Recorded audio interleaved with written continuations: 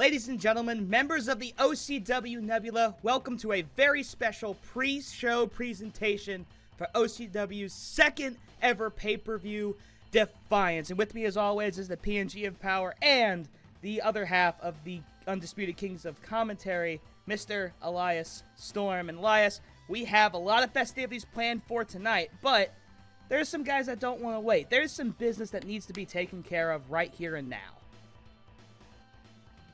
Absolutely. Again, welcome to another wonderful week of Overdrive. And yes, Bryan Danielson, currently up 3-0 on Chad Gable, received a Twitter DM this past week. Yes, from Chad Gable, stating that he doesn't do the internet beef, but he wants one more match. He needs this match. He needs to be able to turn the tide. So Chad came to me after he talked to Bryan, and then Bryan confirmed that this match right here will be number 4 in the best of 7. Chad Gable needs this win. It is do or die. It is a win or go home. Bryan Danielson, as far as he's concerned, is just like, all right, time to clean it up and move on to greener pastures. I, for one, am quite excited, and I have just let both men know this match will be a last man standing match. Wow.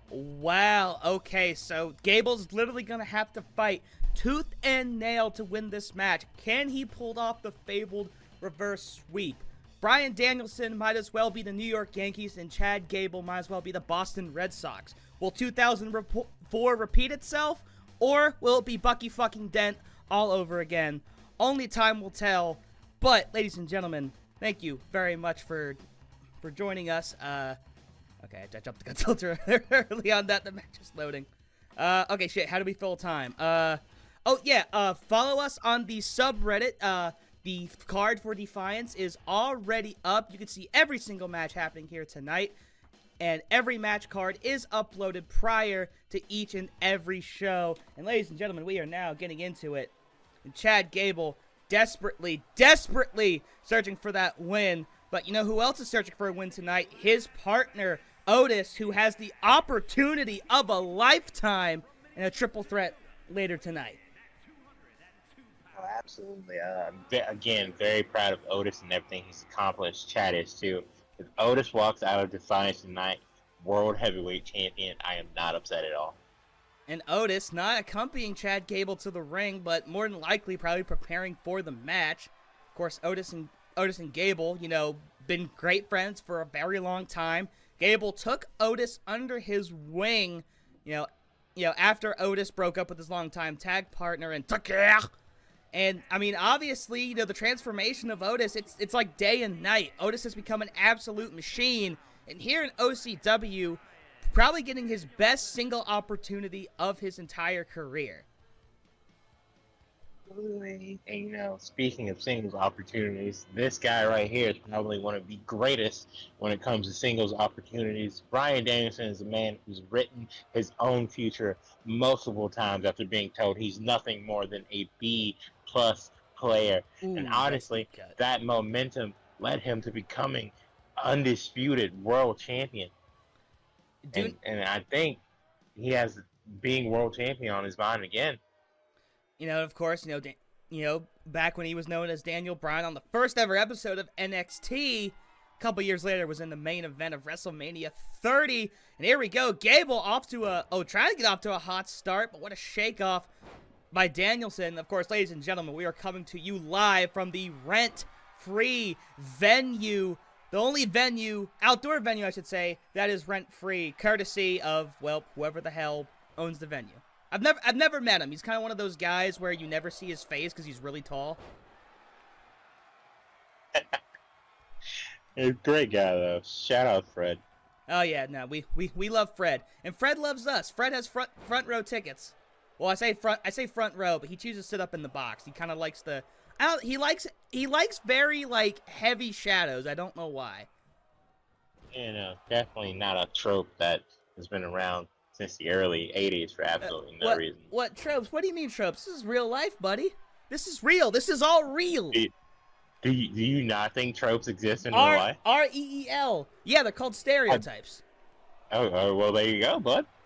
Anyways, there's a Chad match going Gable on right here. putting on an absolutely clinical offensive drive for the first half of this match, which is absolutely necessary. Grabbing a chair, Bryan Danielson saying, "No way!" Oh, Ooh. what a German there!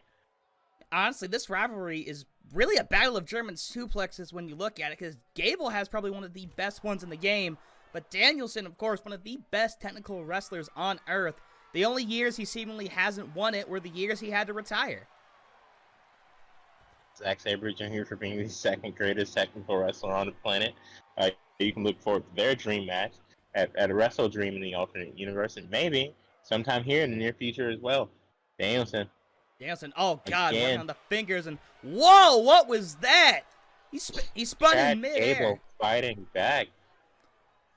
You know, and of course, as we saw in the Monsters Ball on Glory a little while ago, you know, submissions don't necessarily work in a last man standing match, but they can wear down your opponent just enough. And Danielson now against the hardest, not barricade, but barrier in all of professional wrestling. And looks like Chad Gable has gotten the advantage once again. Oh, not for long, though.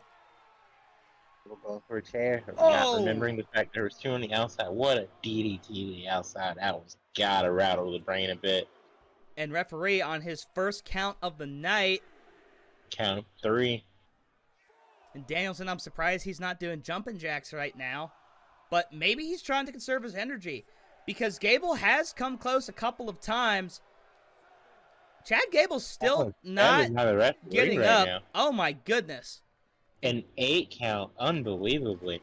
Drop kick by Gable. He's got to pick up the pace here. You know he's hurting after that one. But wait, maybe that was mind games. Of his own. Maybe that was mind games, because Danielson, you know, didn't approach Gable with any caution. Approached him very slowly and casually, and now Gable's looking to take advantage.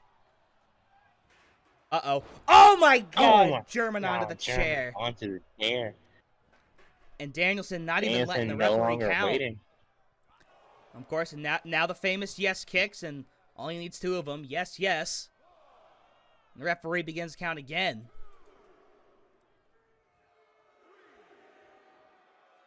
Gable is absolutely not moving. He is just sitting there. But Danielson lurking over him. Referee at the count of 6, and now taking the time to gloat. Is this going to be it? No, Gable up again at 8. Up at 8 again. Oh no! Into Oh no! the Bella. This is tapped out many a superstar, and again, as we saw, this can lead to the count of 10 if done right. Of course, no tap outs. That's not going to save Gable. Danielson can lock this in for as long as he wants, but Gable. Oh, wait a minute. Able to fight out. Kick to the gut. Ooh, Jesus. Now a knee. And picking up that chair. Finally again. picking up that chair, hopefully able to use it. Gable now waiting. Now Gable, he's doing the Gunther technique, just kind of waiting there, except instead of steel steps, steel chair right in the head. Oh my goodness! And that neck of Daniel Bryan is also one that has been surgically infused. I mean, but this is what Danielson has done. He has pushed Chad Gable to his absolute limit. Gable knows this might be one of the biggest opportunities of his entire career, and he's still in it. But he knows it's do or die every match from here on, if he even makes it beyond tonight, as the referee begins to count once again.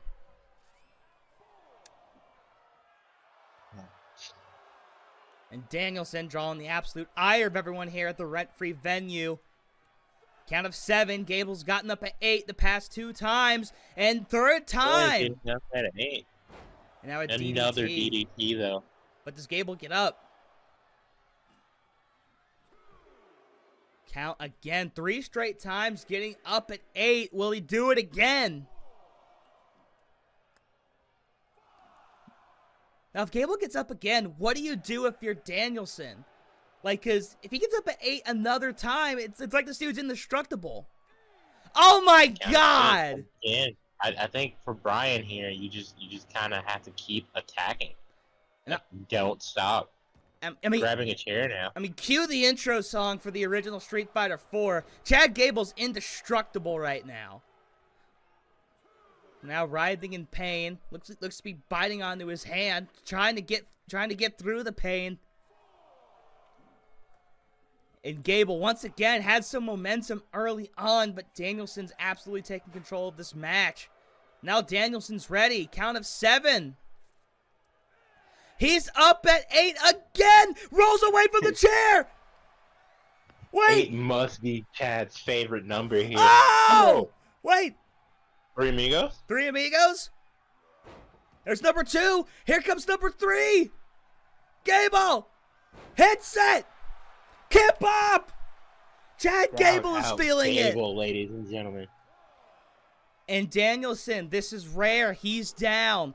Last time he got up at the count of 4. Gable, once again, not taking this man lightly. Wait. Why did he put down the chair? Oh, wait a second. I think I might know why.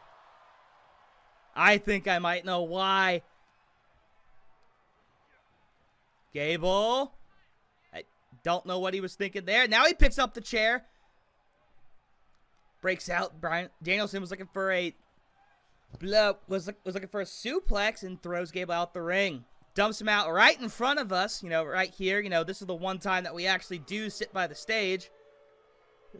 Yeah, look, there's you. Yeah, we gotta push it up every now and then. Yeah, look, there's you, there's me, and there's our Spanish announce guy. What was his name again? Yeah. I don't mean to be disrespectful, but we've only worked with them, I think, once. Yes, I don't remember, but I want to say Alex. No, Alex is a ring announcer. No, that's Ryan. No, yeah, it is Alex. Alex Marvez, right? Sounds right. Yeah, that's right. Hey, Alex, we're sorry. Alex, of course, giving us the cold shoulder, as he should. Referee at the count of 8, and Gable. 8 is the magic number. Danielson's beside himself. Suicide dive right in front of us. Bryan Danielson has snapped. That was the move of a desperate man. Is that going to put him away?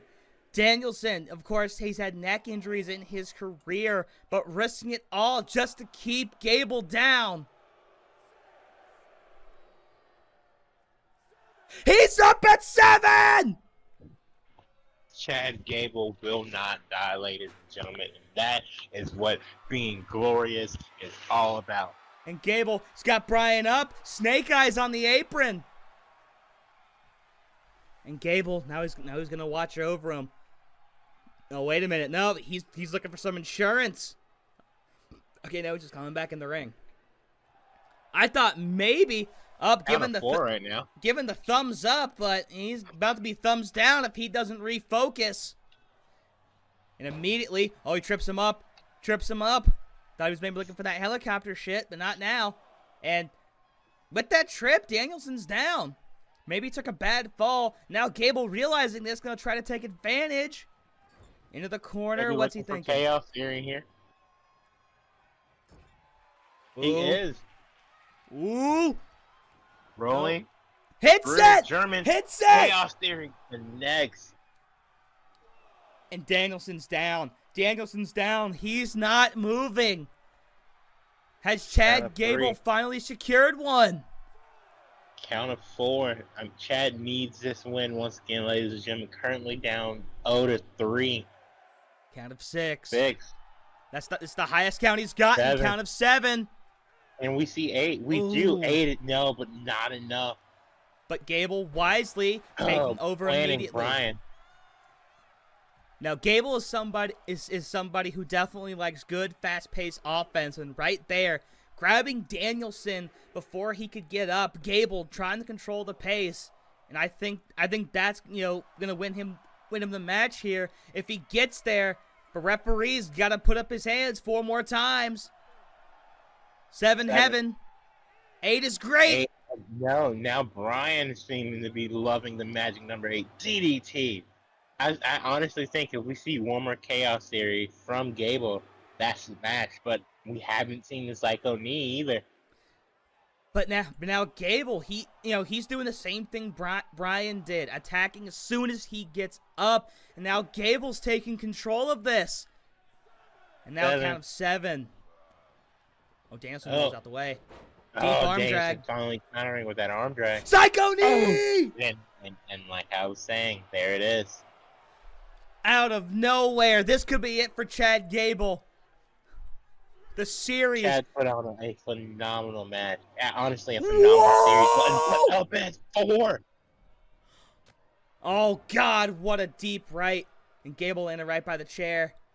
He's looking a little groggy. Another psycho knee. No, another psycho knee. That one might be it, ladies and gentlemen. Gable writhing. Wait, what? What the fuck? Oh, no. What the fuck? Up. No! Into a lapel. Gable showing all signs of defiance when he taps out. That's not going to help him, but that might save him. So it might actually help him.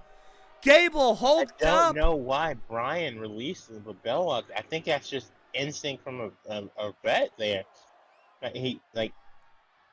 The match is not in on a submission attempt, but between the psycho knee and then the lapel lock, I think this might be it for Gable. And we'll AP the magic number again. No, it Count won't. Count of 9. Gable's Chad. not moving. Gotta get up, Chad. 10. But he gets up at 11. Ends the bet, unfortunately, just a second too late, and that officially ends the best of 7 with a 4-0 sweep from the American Dragon, Bryan Danielson. But you can't take anything away from Chad Gable here tonight. Listen, I hate your brand with everything in my blood, but even I feel pain in my gut right now for Chad Gable. Obviously, he was somebody who I coveted highly in the draft.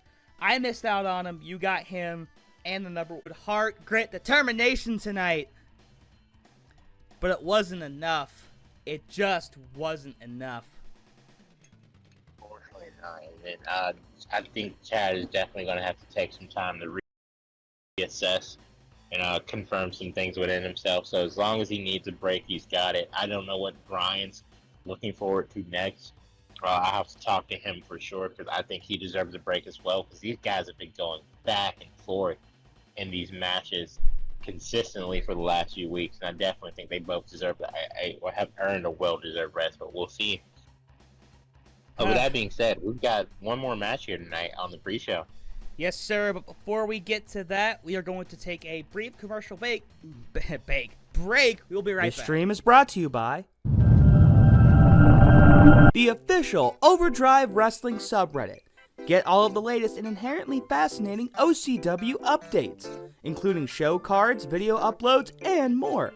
In fact, you can go there right now to get the full card for tonight's pay-per-view event. r/Overdrive Wrestling. We know the meaning of the word shower. Thank you for sitting through that commercial message. We got to get paid too. Anyways, as Elias was saying, we do have one more match on the pre-show. Last week on Pride was a very eventful one for the House Open. We had losers semis, losers finals, and winners finals. And through all of that, 2 men have emerged for grand finals. The winner will face Malachi Black for the United States title later tonight in our semi-main event. And this is a very interesting matchup. Coming from the winner's side is Johnny Overdrive. And coming from the loser's side is fellow member of the House of Black, Brody King. And I'm being told that the House has implemented a very special stipulation for this match. Instead of having Brody win twice, it's just one match. 2 out of 3 falls. Extreme rules. Malachi Black wants these 2 men to go to war with each other. He wants them to destroy each other to earn that title opportunity, and we're going to see who's going to earn that in just a second. See, I'm used to universe mode. We're like we already have it preloaded. Okay. International rules though. Very, very curious to see that. Extreme international rules. Loves the product. I appreciate that. Oh, of course. I mean, Malachi's got eyes everywhere, don't you know? So ladies, the whole world, man. So, ladies and gentlemen, John Morrison Overdrive. The House Open has really been his tournament. His first match. Let me pull it up. So his first match in round 1 was against Sami Zayn. It was the first singles match of the entire tournament. Morrison won that one. It was a decent little match. But then, the next round, he beat what many were considering to be the House Open favorite in Robert Roode, who was also being accompanied by Matt Hardy. That knocked Roode down to loser's round. Roode would end up eventually being eliminated. And then, in winners finals against Shelton Benjamin, he broke not one, but 2 tables to get past the gold standard. And Shelton would then lose later that night to Brody King. So John Morrison, some might say he's had a bit of an easy path, but you cannot deny he has absolutely owned this tournament. But his opponent has had a much more interesting path. Brody King debuted in the first round of the House Open and faced Darby Allin. Now, Darby ended up spoiling Brody King's debut on Pride and ended up winning that. But since then, King has been undefeated, but one of those wins came via a disqualification on Wesley's part because he left the arena. But even then, Brody King knocked out Sami Zayn and then knocked out Shelton Benjamin to get here.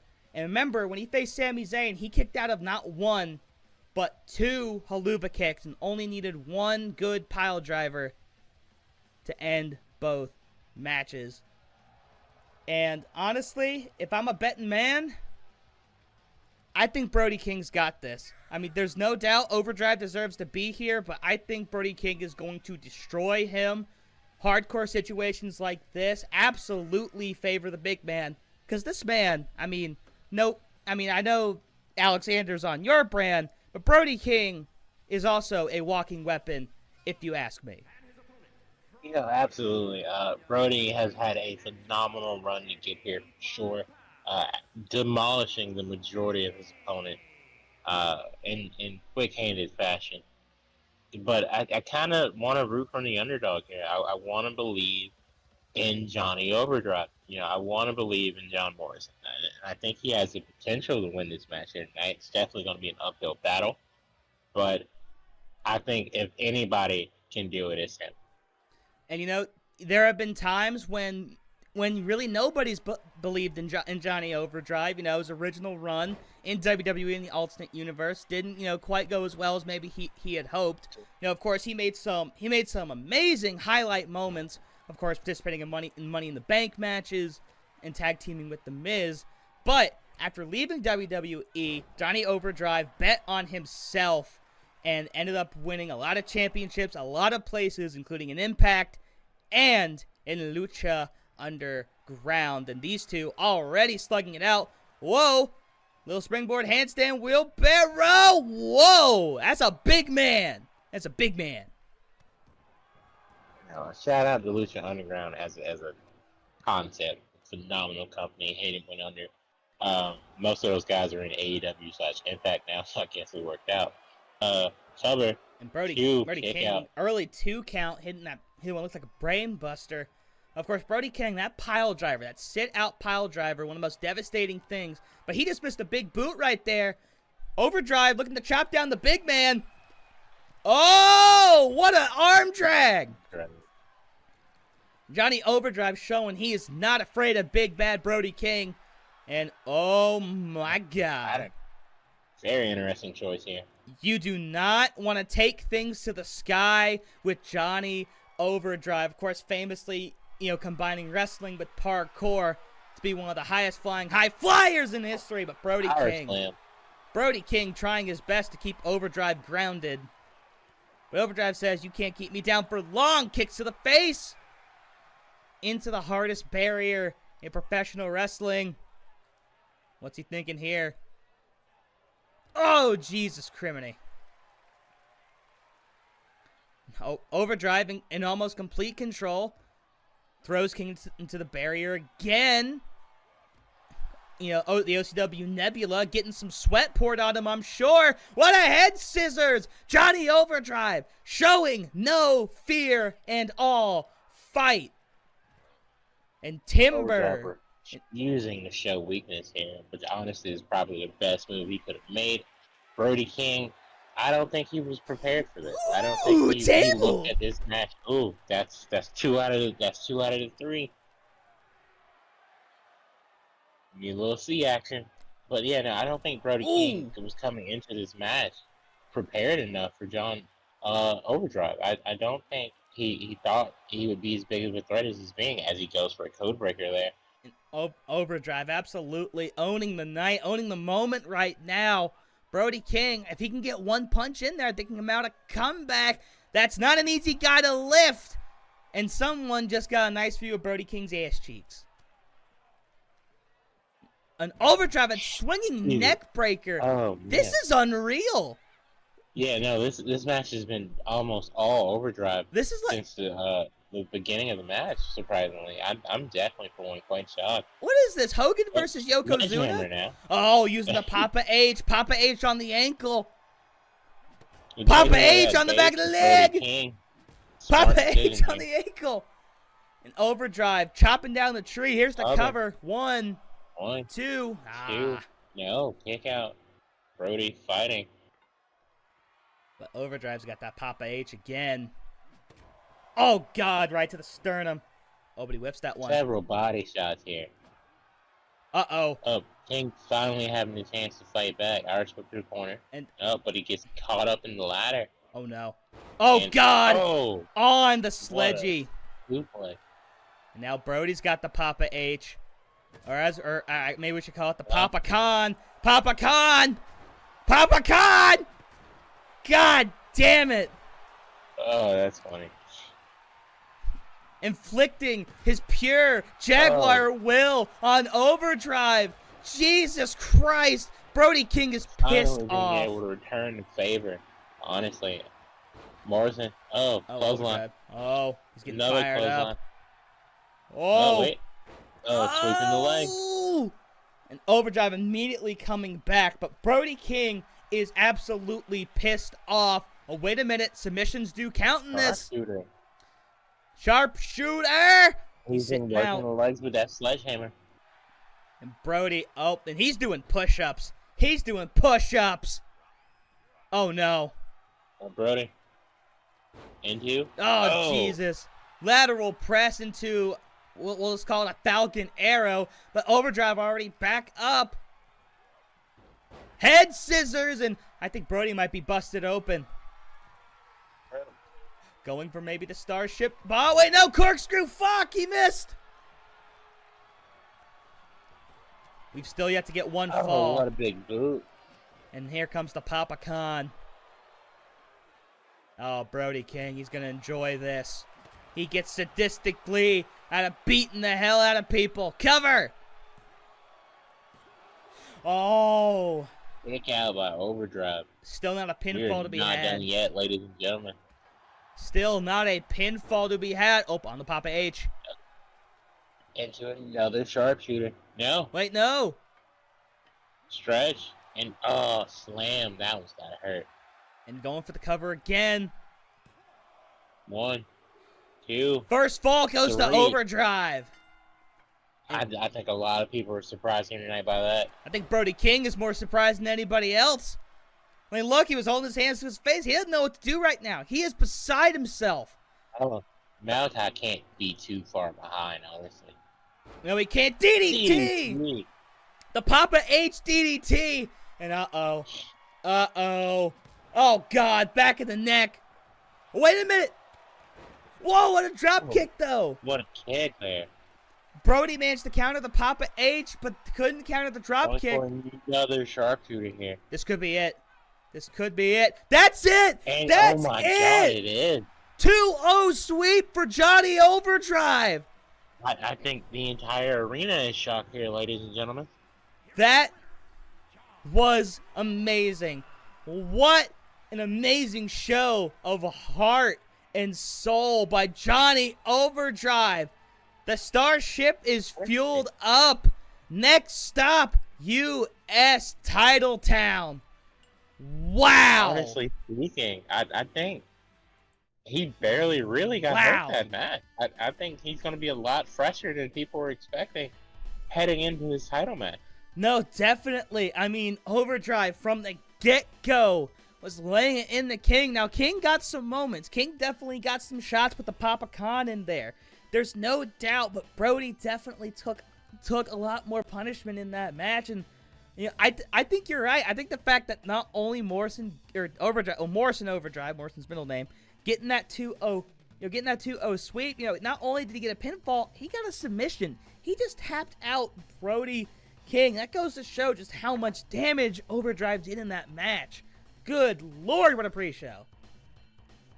I, for one, am very excited. And ladies and gentlemen, with that being said, we are just minutes away from Defiance. Our opening match will be Kenny Omega, the opener, taking on Sheamus and Jon Moxley in a triple threat for that Internet Championship. I, for one, can't wait to get the action started.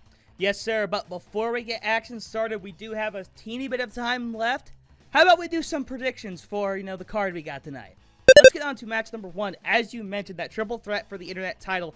Now, because Sheamus and Kenny have gotten the rematches respectively, and this being Jon Moxley's official rematch, this is winner takes all. Whoever wins this will move on from the other two men in the match, because we need some new blood in the World Internet title division. Now, Kenny Omega and Sheamus, both two-time champions. Kenny went from the opener to the re-opener, and you know what? Kenny Omega is one of the best wrestlers on the planet. Now, Sheamus is very, very good, and so is Jon Moxley. All three men damn good, but I think the re-opener retains the World Internet title and goes into next week looking for new blood. I shockingly agree. I think this is Kenny Omega's championship, at least as a paper Internet champion, because the true Internet champion is on the white brand. But for secondary Internet champion, I think Kenny Omega is a phenomenal choice, and I think he goes into this match, hits a one-wing angel, maybe two, 1, 2, 3, end of the night. Yeah, we'll see who's secondary come Survivor Series. But in our next match, this is a big one. This is a big one. After Wrestle Mayhem, you announced the establishment of the women's tag division, and now we have the odd couple of Flair and Asuka going up against the Way. And you know what? I'm gonna give it to the Way here. I think Candice and Indy have shown a tremendous amount of hustle, and I know I say this word a lot, but a tremendous amount of heart in this tournament. And I think Indy, she's gonna bust out that Indy dive finally, and I think gonna be middle of the ring. 1, 2, 3. I think the Way become your first ever women's tag team champions. Where we have to disagree. Charlotte and Asuka have been on an absolute tear since they both lost the opportunity to become the inaugural women's champion. And I have seen them team up together and compete week after week. And even in singles action, we've seen over the last few weeks with Charlotte and her match with player haters and Asuka against Candice just last week. I for one, think the momentum is heavily on their side. I definitely think they're the stronger pair of the two, and I think that's going to carry them to the victory tonight as they become the first ever women's tag team champions of Overdrive Championship Wrestling. But I will say the biggest question mark in that match is Charlotte Flair. Now, she did lend assistance in Asuka's victory the other week on Glory, coming at that right time with that distraction. But will she play ball tonight? Well, only time will tell. But after that, we got another tag team match, this time for the prideful tag team championships. And I think that this, out of all my matches on this card tonight, I think this is the show stealer. So, RK Bro, they've been unstoppable as a tag team. Haven't lost as a tag team. And as singles competitors, only one loss to their name. That coming from Matt Riddle. But it's who he lost to is intriguing. A couple of weeks ago, Top Flight competed against Will Ospreay and Hiroshi Tanahashi, aka Ace Empire, in one of the best matches that OCW has ever seen. A match that went probably 30 minutes, if not very close to it. A 8-star affair, I should say, as Top Flight got the win. The next week, RK Bros said they wanted Top Flight. Dante Martin challenged Matt Riddle and won. Darius Martin took Randy Orton to the limit, but the punt kick put him away. And that was 2 weeks ago. And now this week, both teams facing off for the first time in tag action. This one is really hard for me. because Top Flight has showed just a tremendous amount of promise and fight in these past couple of weeks. But I think experience is going to win today. I got RK Bro retaining as Prideful Tag Team Champions. You know what? I've been saying it the last few days. I believe in the youth movement, and I am going to back Top Flight tonight to become the brand new Prideful Tag Team Champions. Interesting. Now, in our next match, we return to singles action. This is on your brand for the G-Word Women's Championship as Iron Man Becky Lynch goes up against Cora Jade. And there's a bit of a special stipulation for this match, is there not? Absolutely.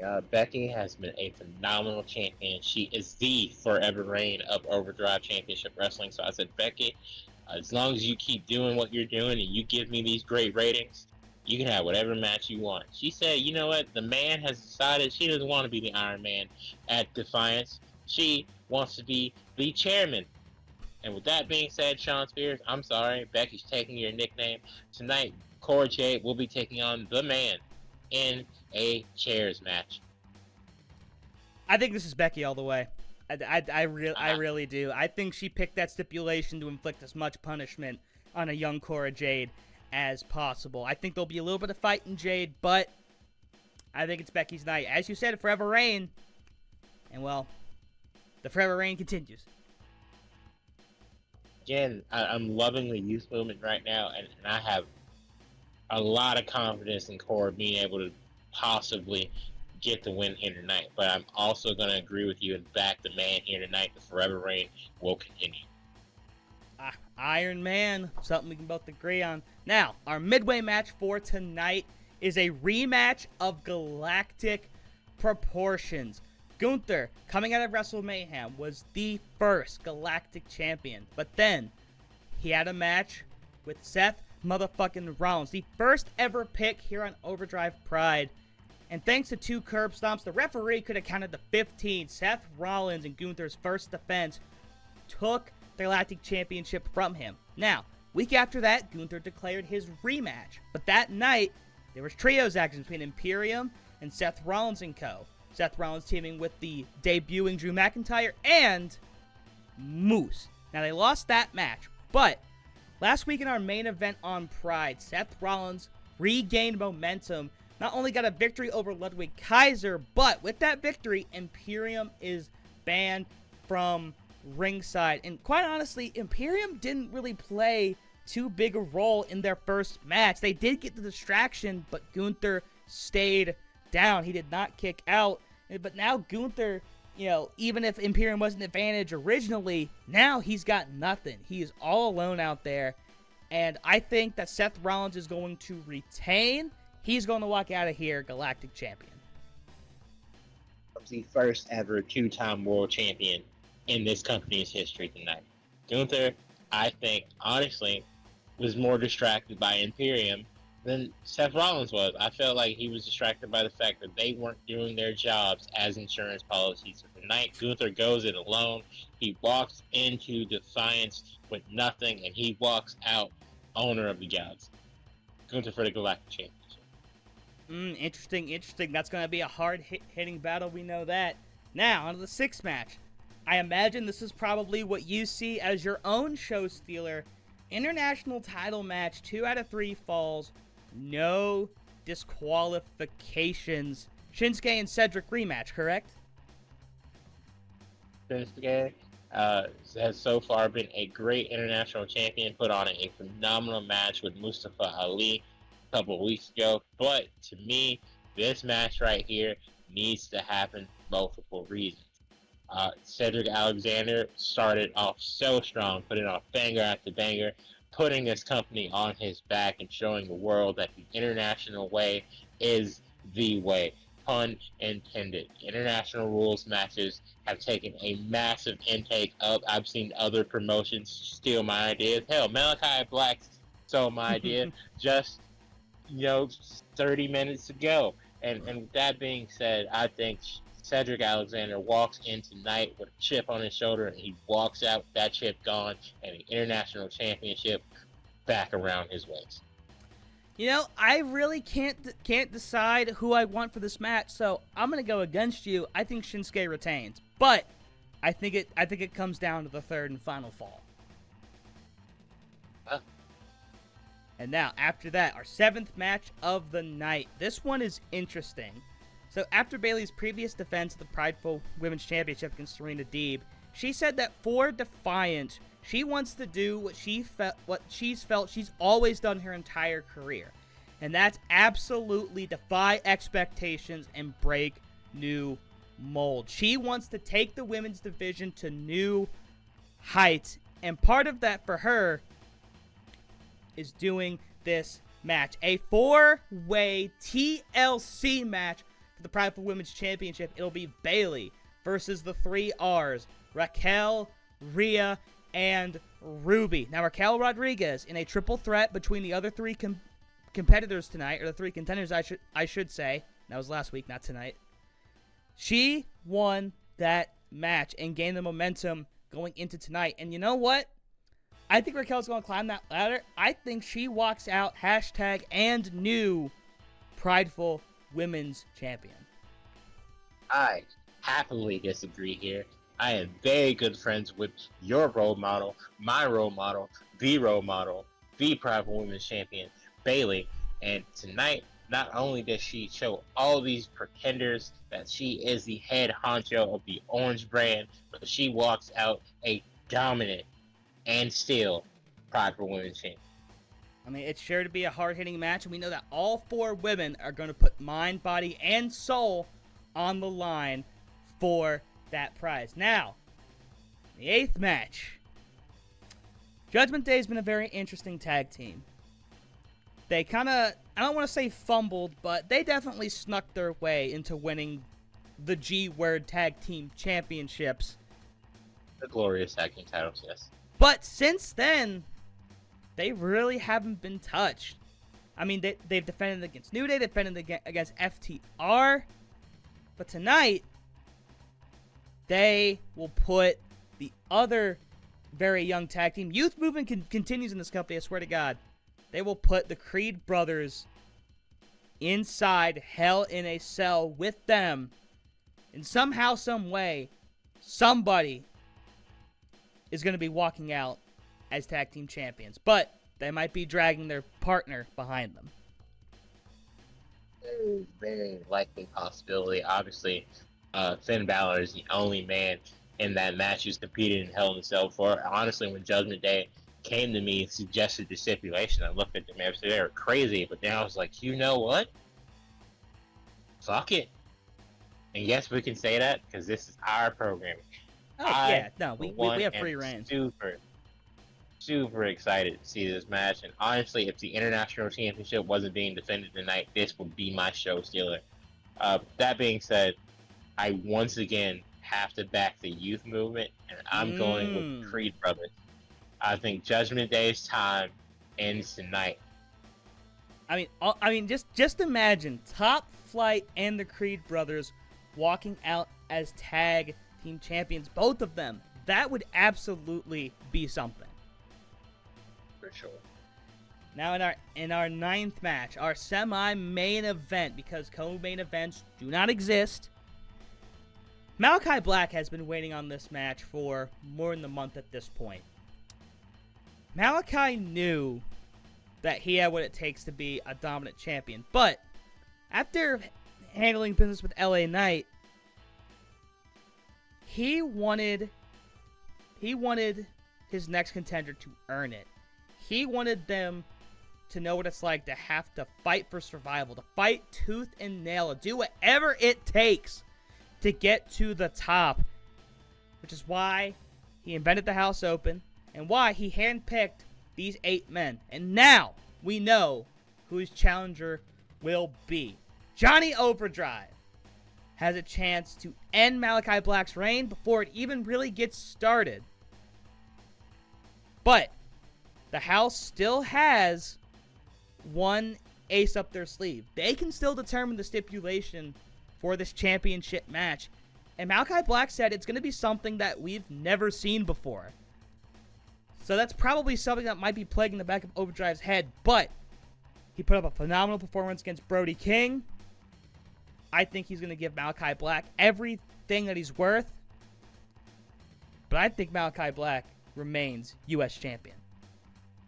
I agree. I think John Overdrive put on a phenomenal match earlier here tonight against Brody King. Dominant fashion for sure. Nobody was expecting that. But Malachi Black is a different beast because you have to remember a guy like Brody King still follows the way of Malachi Black, and he does that for a reason. So I think tonight we see somebody fade to black here, and that's the end of it. And also, even though he's not here right now, Buddy Matthews is also a member of the House of Black. He could be waiting in the wings. We have no idea what to expect here tonight. So I think with all these, different hidden qualities, might just be a little bit too much for the number one contender here tonight.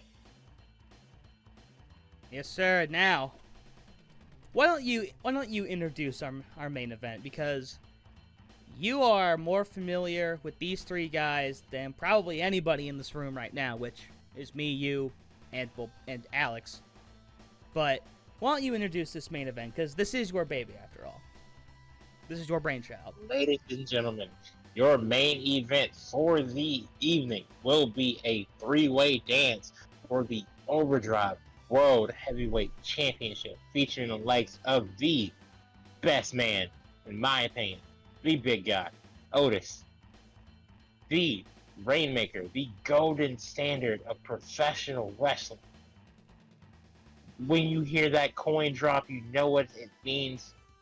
Kazuchika Okada, and the man who always brings the boom, the man who shocks your system, the best friend and brochacho of MJF.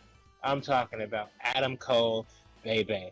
This match is going to be an absolute barn burner. Okada, hasn't really had a chance to defend the championship yet because he feels nobody's worthy. But so far, Okada is undefeated in Overdrive competition, making very quick work of Matt Cardona a couple weeks ago. Again, Kevin Owens is lurking in the wings as Mr. Break Ceiling. So Okada still has to have his head on the swivel for that. But this match tonight is going to be phenomenal. It's going to be hard-hitting, and then whoever walks out as champion will have earned it. But again, Kevin Owens waiting in the wings, so that's also a concern you have to have in the back of your mind. But I honestly, in my heart, think Adam Cole wins this match. Now, one thing that's very interesting about this is that I believe all three of these men unpinned in an OCW ring.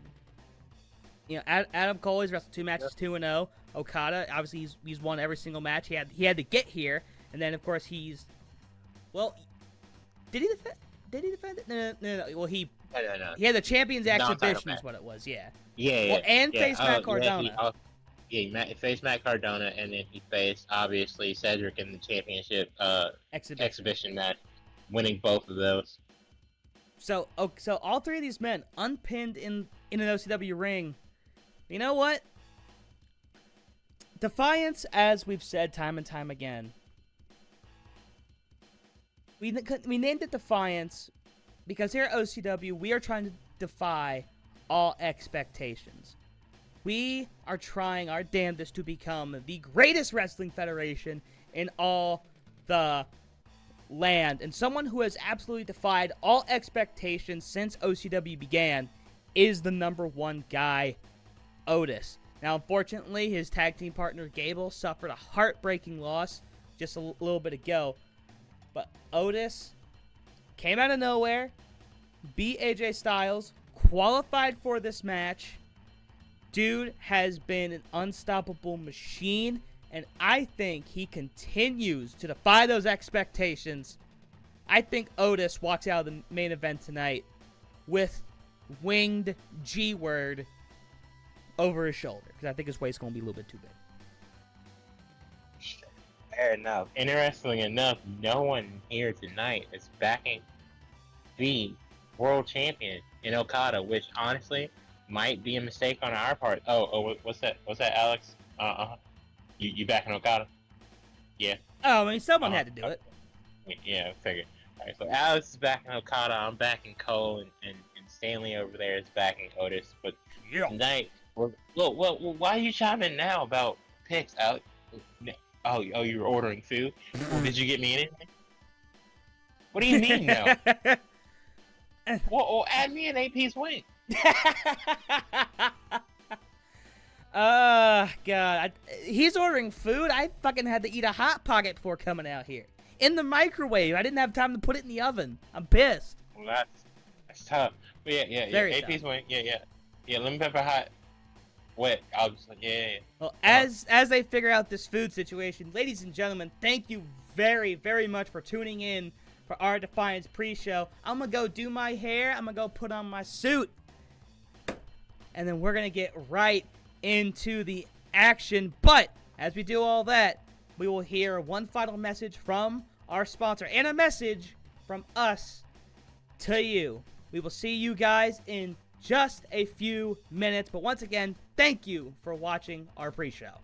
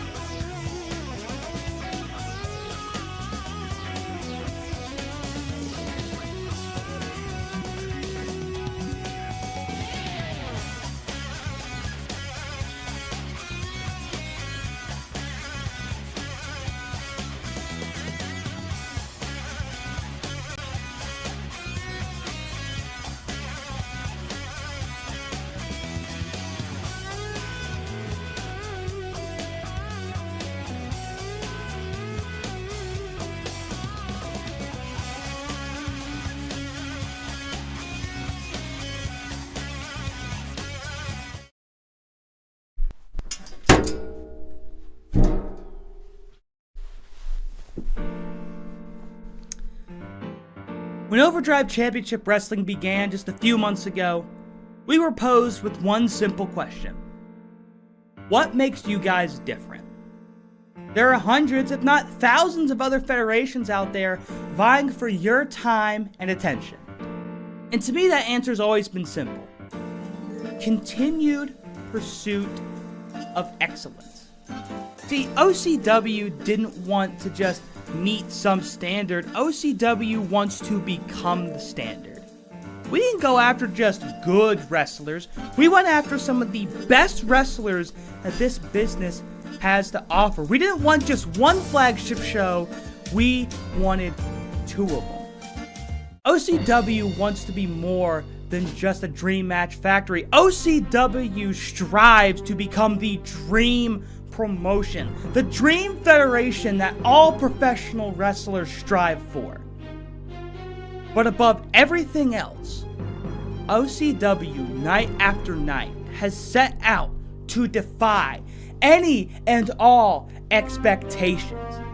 The men and women in the back, night after night, show after show, day after day, put their mind, body, and soul all on the line just to prove who truly is the best of the best. And tonight, OCW is going to do what they do best. They are going to defy expectations. They are going to defy gravity. They are going to defy everything you've ever known about professional wrestling. Ladies and gentlemen, welcome to Defiance.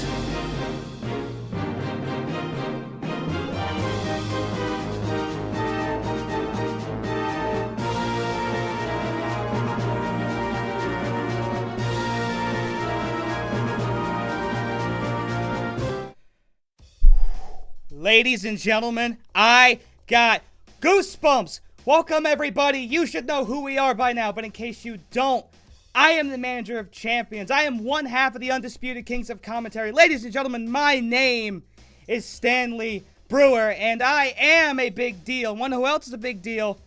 This man to the right of me. He is the PNG of power. He is the other half of the undisputed kings of commentary. His name is Elias Storm. And Elias, Defiance, the second ever OCW pay-per-view event, is finally here, and I am beyond excited. I had to change shirts because Alex dropped one of his wings on me, but besides that, woo! I think tonight's going to go absolutely fantastic.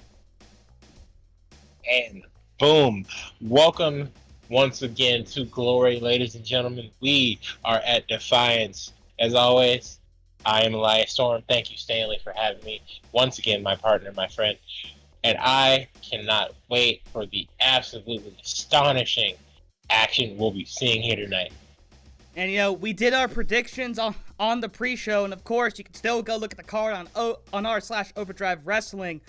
But for those that didn't watch the pre-show and skipped right to the beginning, well, don't worry. We got you covered as well, because we got 10 fantastic matches lined up. And of course, starting off, the re-opener, two-time internet champion Kenny Omega will defend against the man he beat.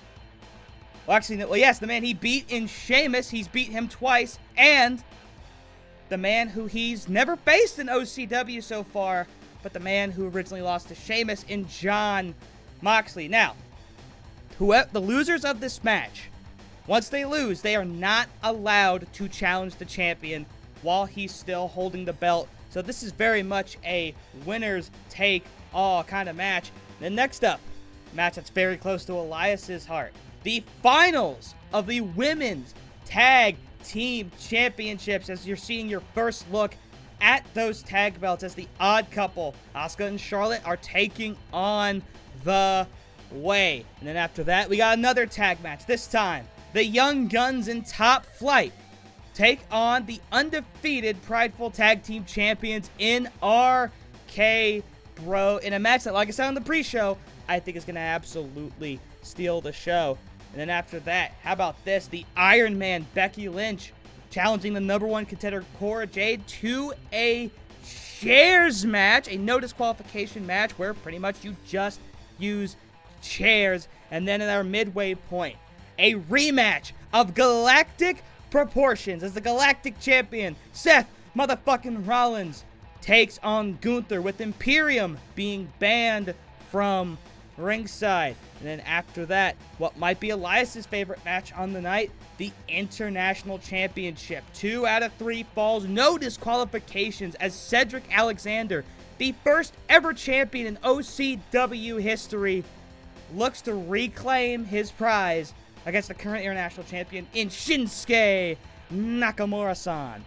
And then after that, it is the defiant 4-way TLC match as Bayley takes on Raquel Rodriguez, Rhea Ripley, and Ruby Soho.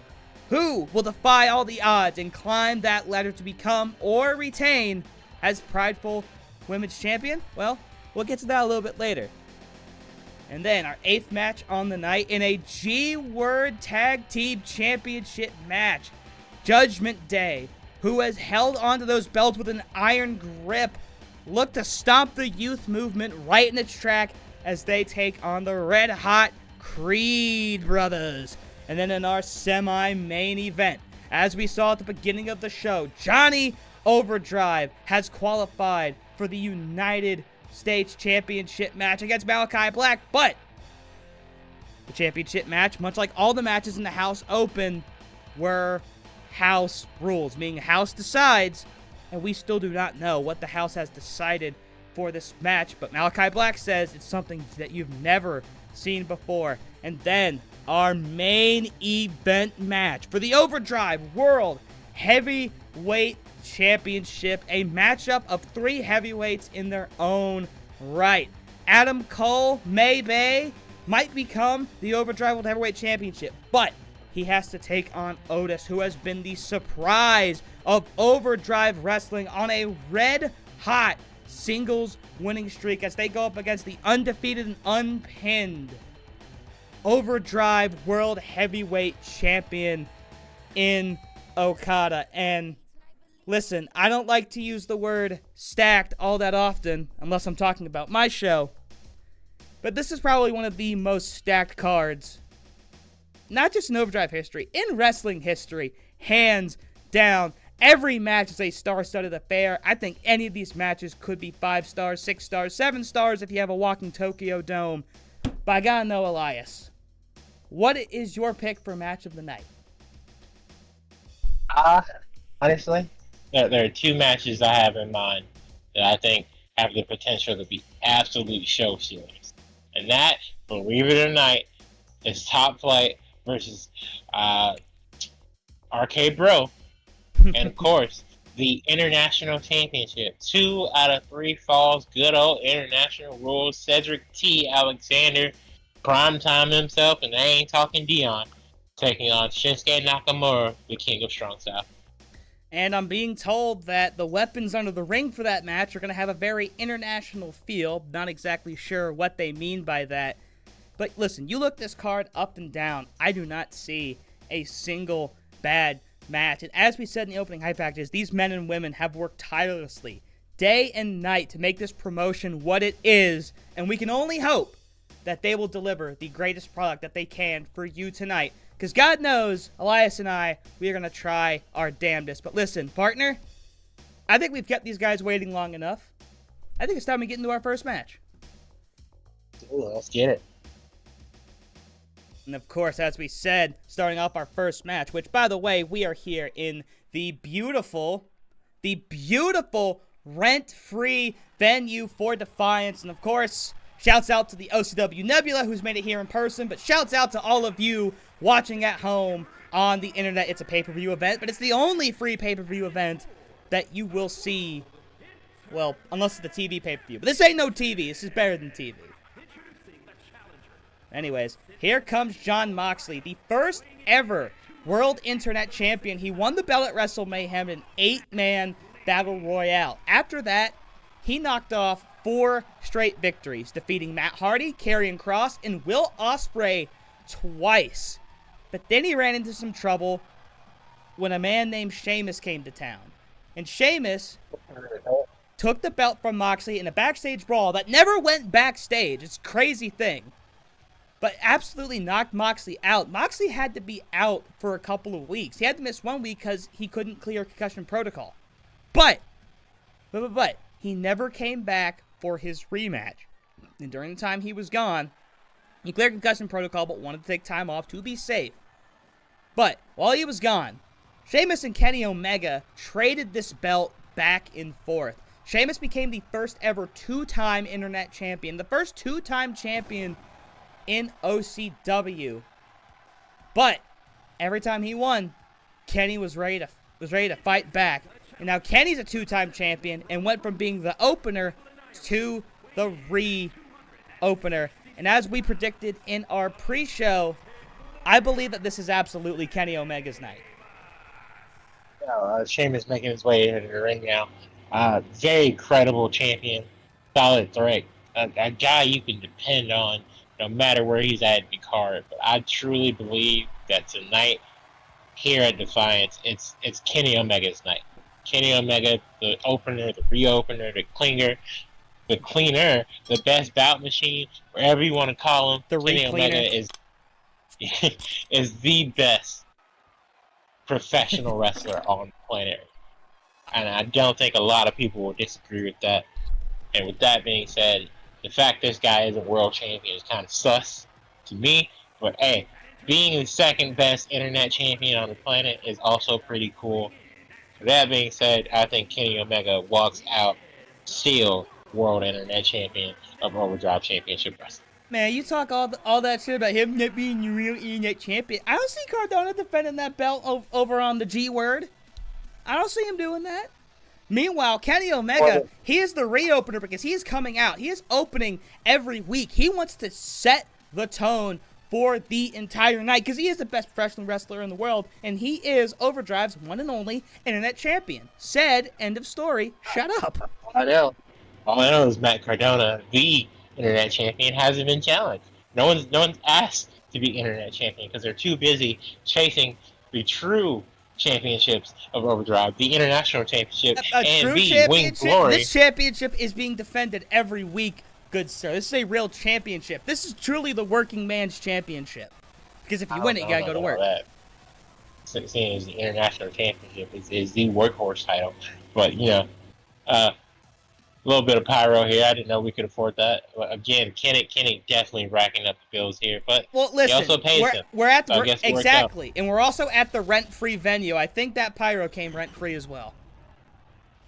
You know what? Cheers, lads. Drink if you got one. Smoke if you got them. What a handsome-looking referee. And ladies and gentlemen, we are just about to get underway with a pay-per-view event that will defy all the odds and all the expectations. Ladies and gentlemen, welcome to Defiance.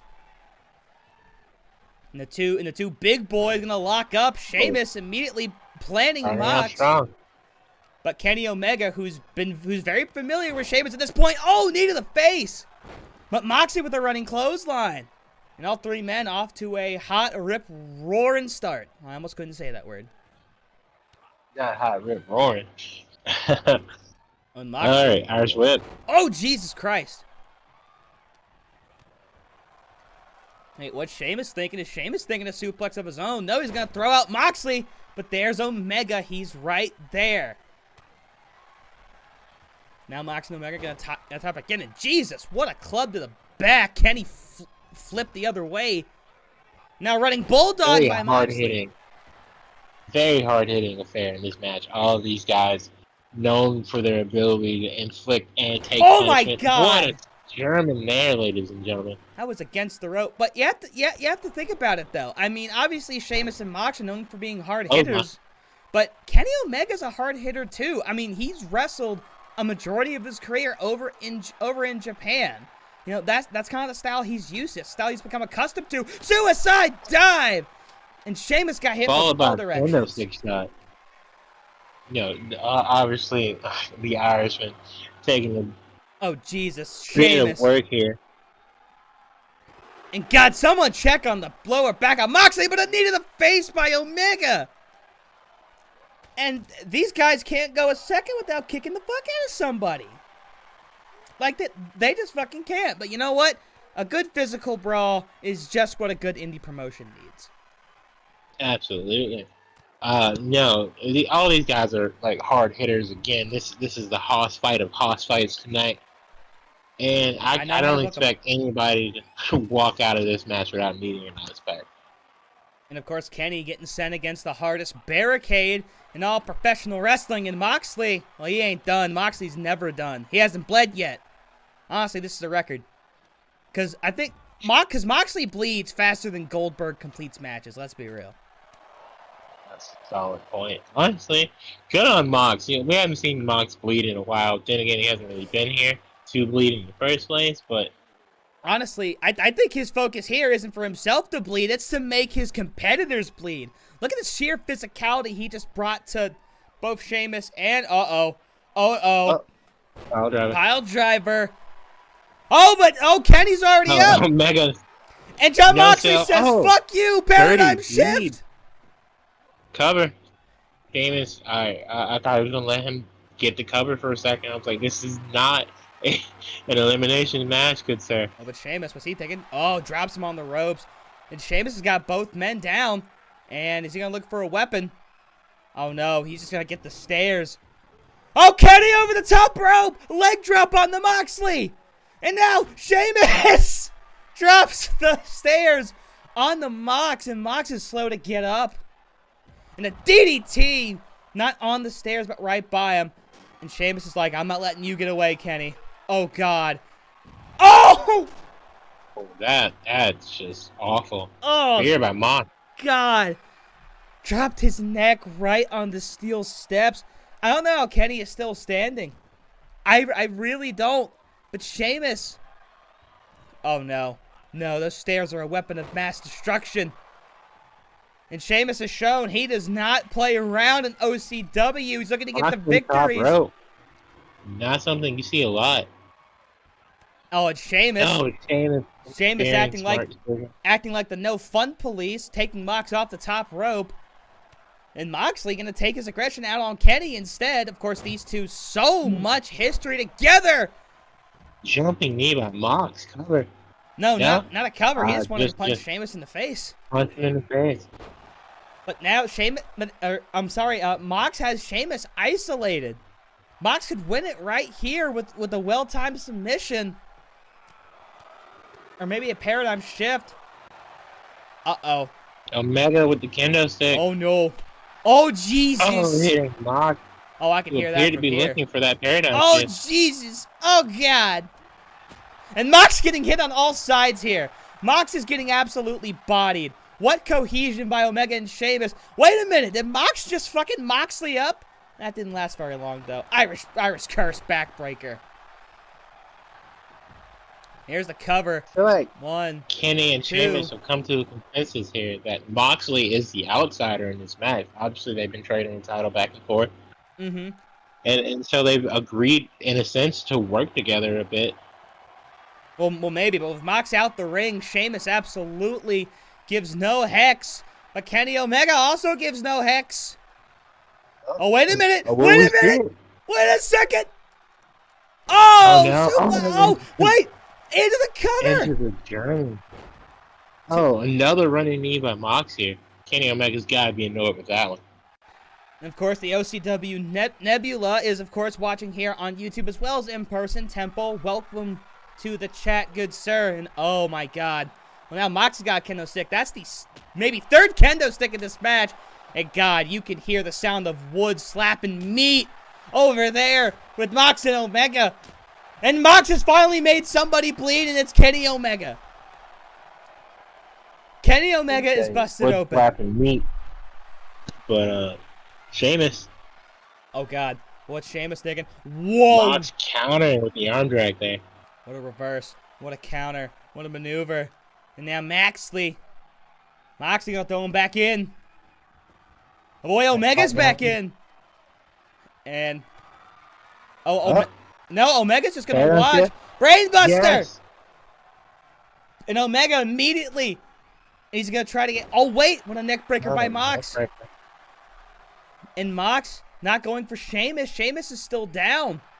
Mox might have Ripping had... at the eyes and mouth of Omega. Whoa! No.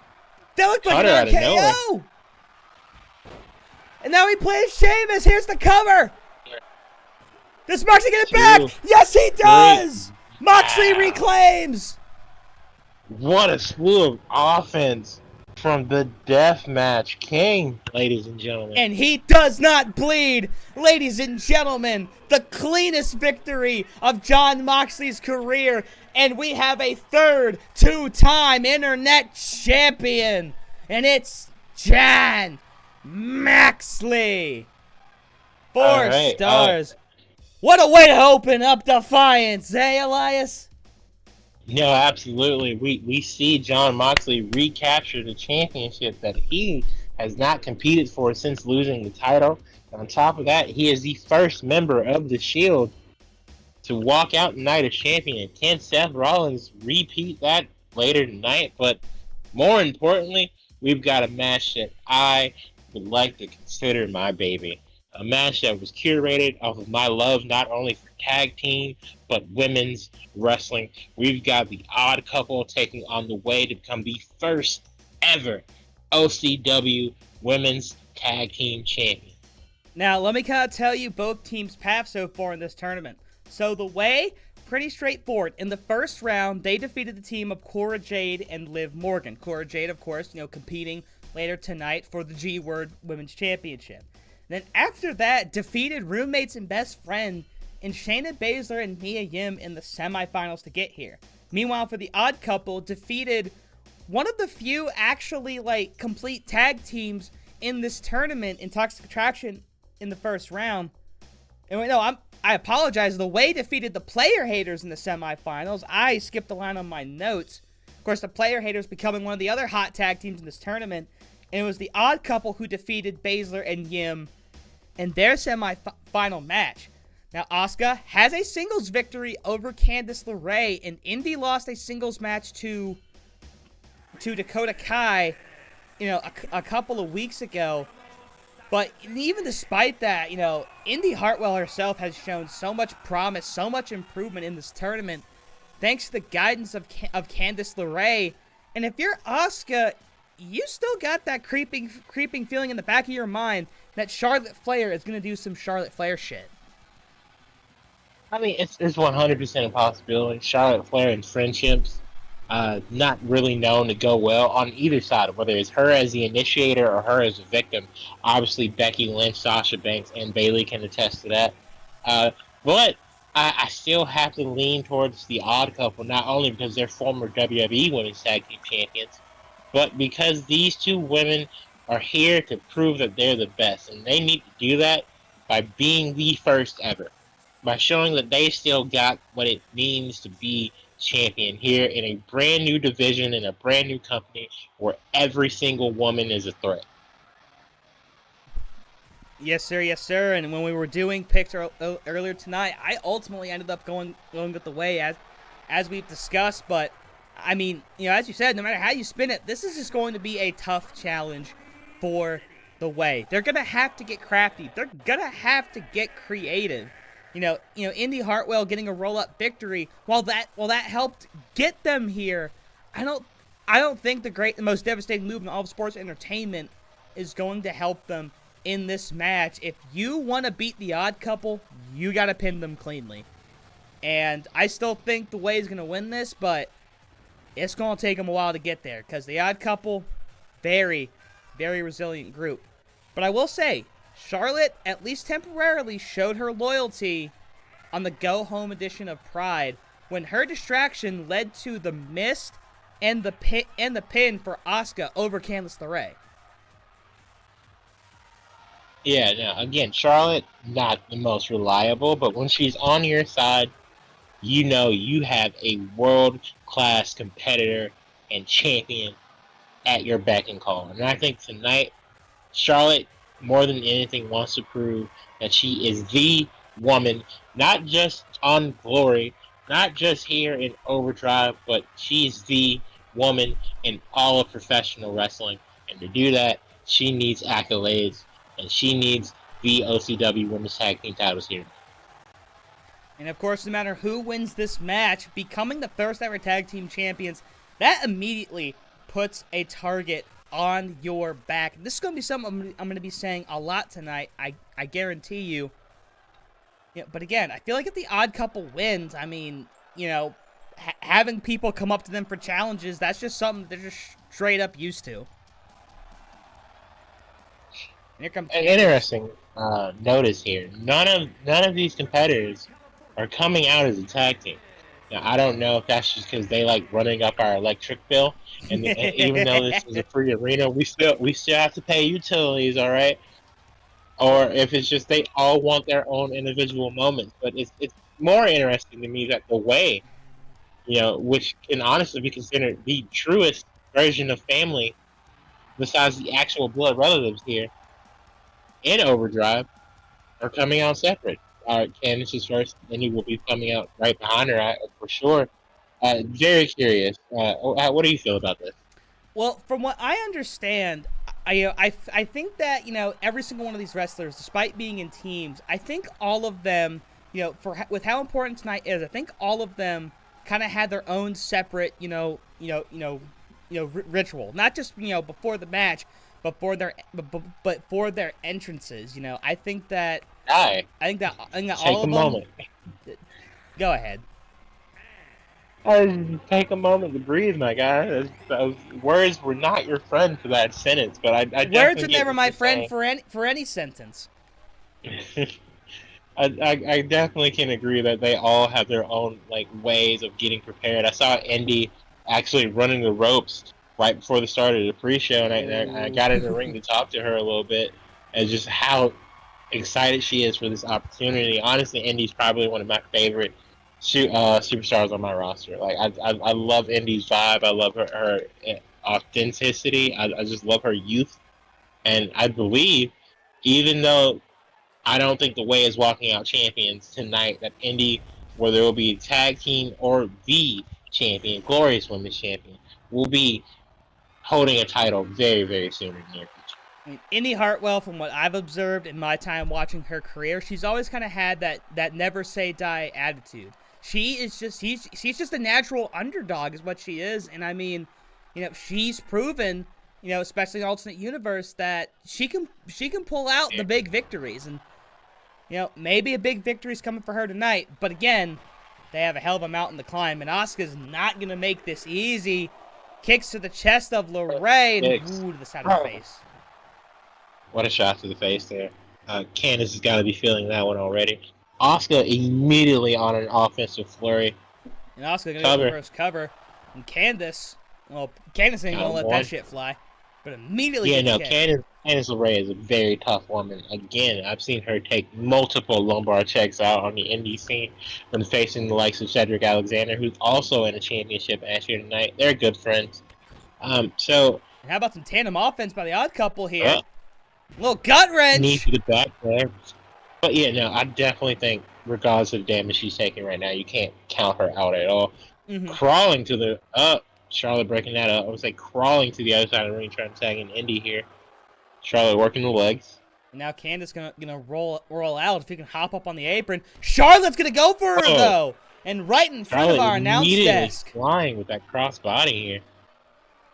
And Candice has landed just a couple of feet in front of us, and now Indy's taken out. That stunner on the top rope to Indy there. And Charlotte Flair is saying this is her house and her ring.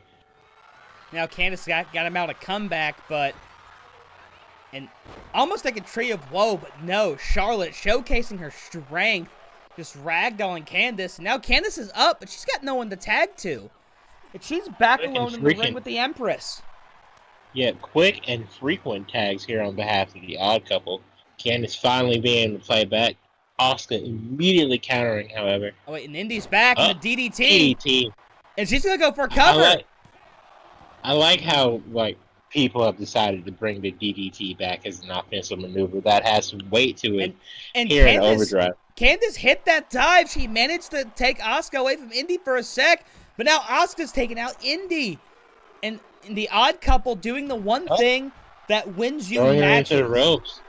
This is the one. Yeah, attacking the opponent. Yeah, exactly. Isolating the opponent's partner. That is what wins you tag matches here in Overdrive. And so far, the Odd Couple doing a great job with that. But Candice still has fight in her, as we're seeing right here.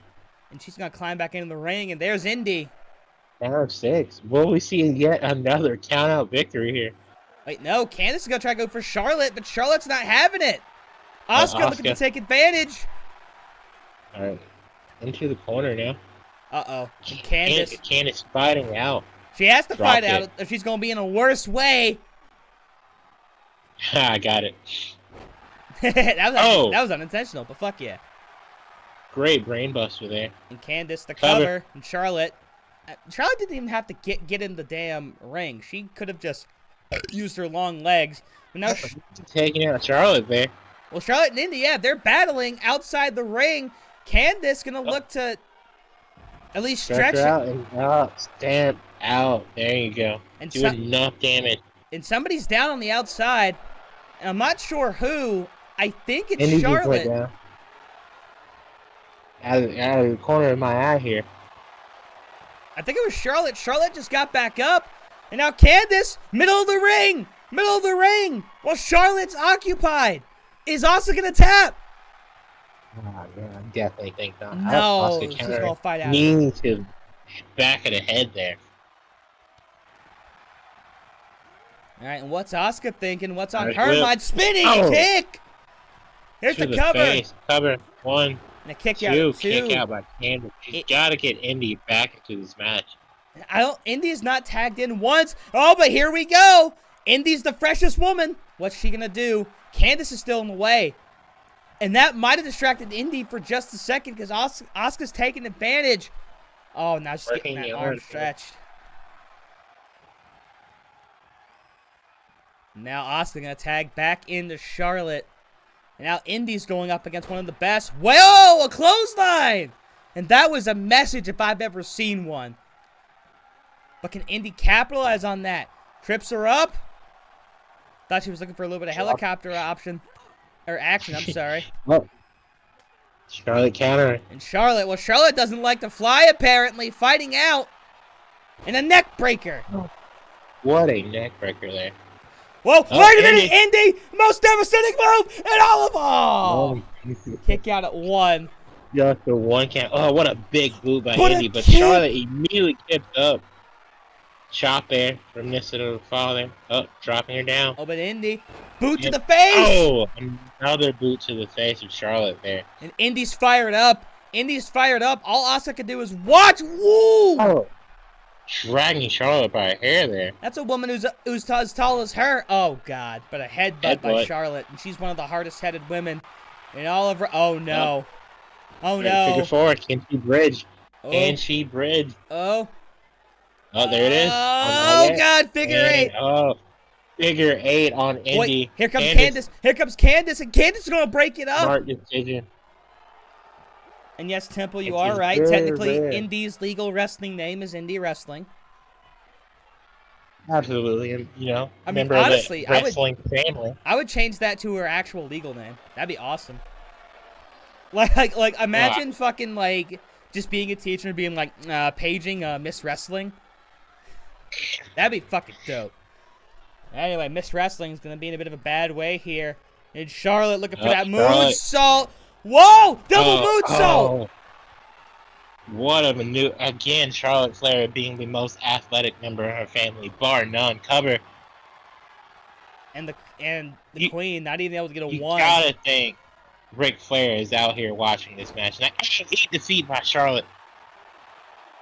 That move is gross, but now Charlotte, yeah, Rick must be here because that was a complete throw up to her father. And Indy, she's done well. And Candice, who's had time to rest, is going to tag in and going to take advantage of a taunting Flair. Woo! Oh, what a move there. 1, 2. That flipping reverse DDT. And Asuka didn't do anything. And, oh my God! Oh my God, Poison Rana. But Charlotte's still up. What's Candice going to do? The Poison Pixie, Candice LeRae having an absolute slew of offense here. Arch whip. Now deep arm drag. Arm drag. Here's the cover. Cover. Wrong spot, though. 1. Asuka watching. 2. And another kick out. Oh. Very curious. Asuka hasn't gone for the save once. She has not gone for the save once. I don't know if she just believes in Charlotte or this is mental manipulation. Oh, planting Charlotte into the turnbuckle there. And Charlotte not able to tag. Now you. Ooh, what a boot though. Now Charlotte, who's many times taller than Candice. Disrespectful. This could be bad. This could be bad. Dragging her to the other side. This could be Will bad. we see a tag maneuver here? We will. Candice is about to be in a worse way. Kick to the gut. And... Oh, wait. Oh, no. Into the Asuka lock. Into the Asuka lock. Candice has to fight. Candice has to fight. Charlotte trying to guard Indy. But where's Indy? There's Indy. She breaks it up. Wait, the referee took a bump. The referee took a bump. The referee. Well, he's going to be feeling that one in the morning. The referee got in the way of Asuka. Hip attack by Asuka. The referee got in the way. Top rope. That may cost the Odd Couple. Oh my goodness. Off the top! This could be it! Cover! Covering Asuka. One. Wait, the referee! Dude, the ref is counting super slow there, ladies. He's still groggy. He's still groggy from that hit. And Charlotte... I mean, but you gotta feel bad for Indy and Candice there. You had to believe that was the end of the match. That would have been, but Charlotte's still down. Indy's taking care of Charlotte best she can. Candice just needs to hit something and she wins.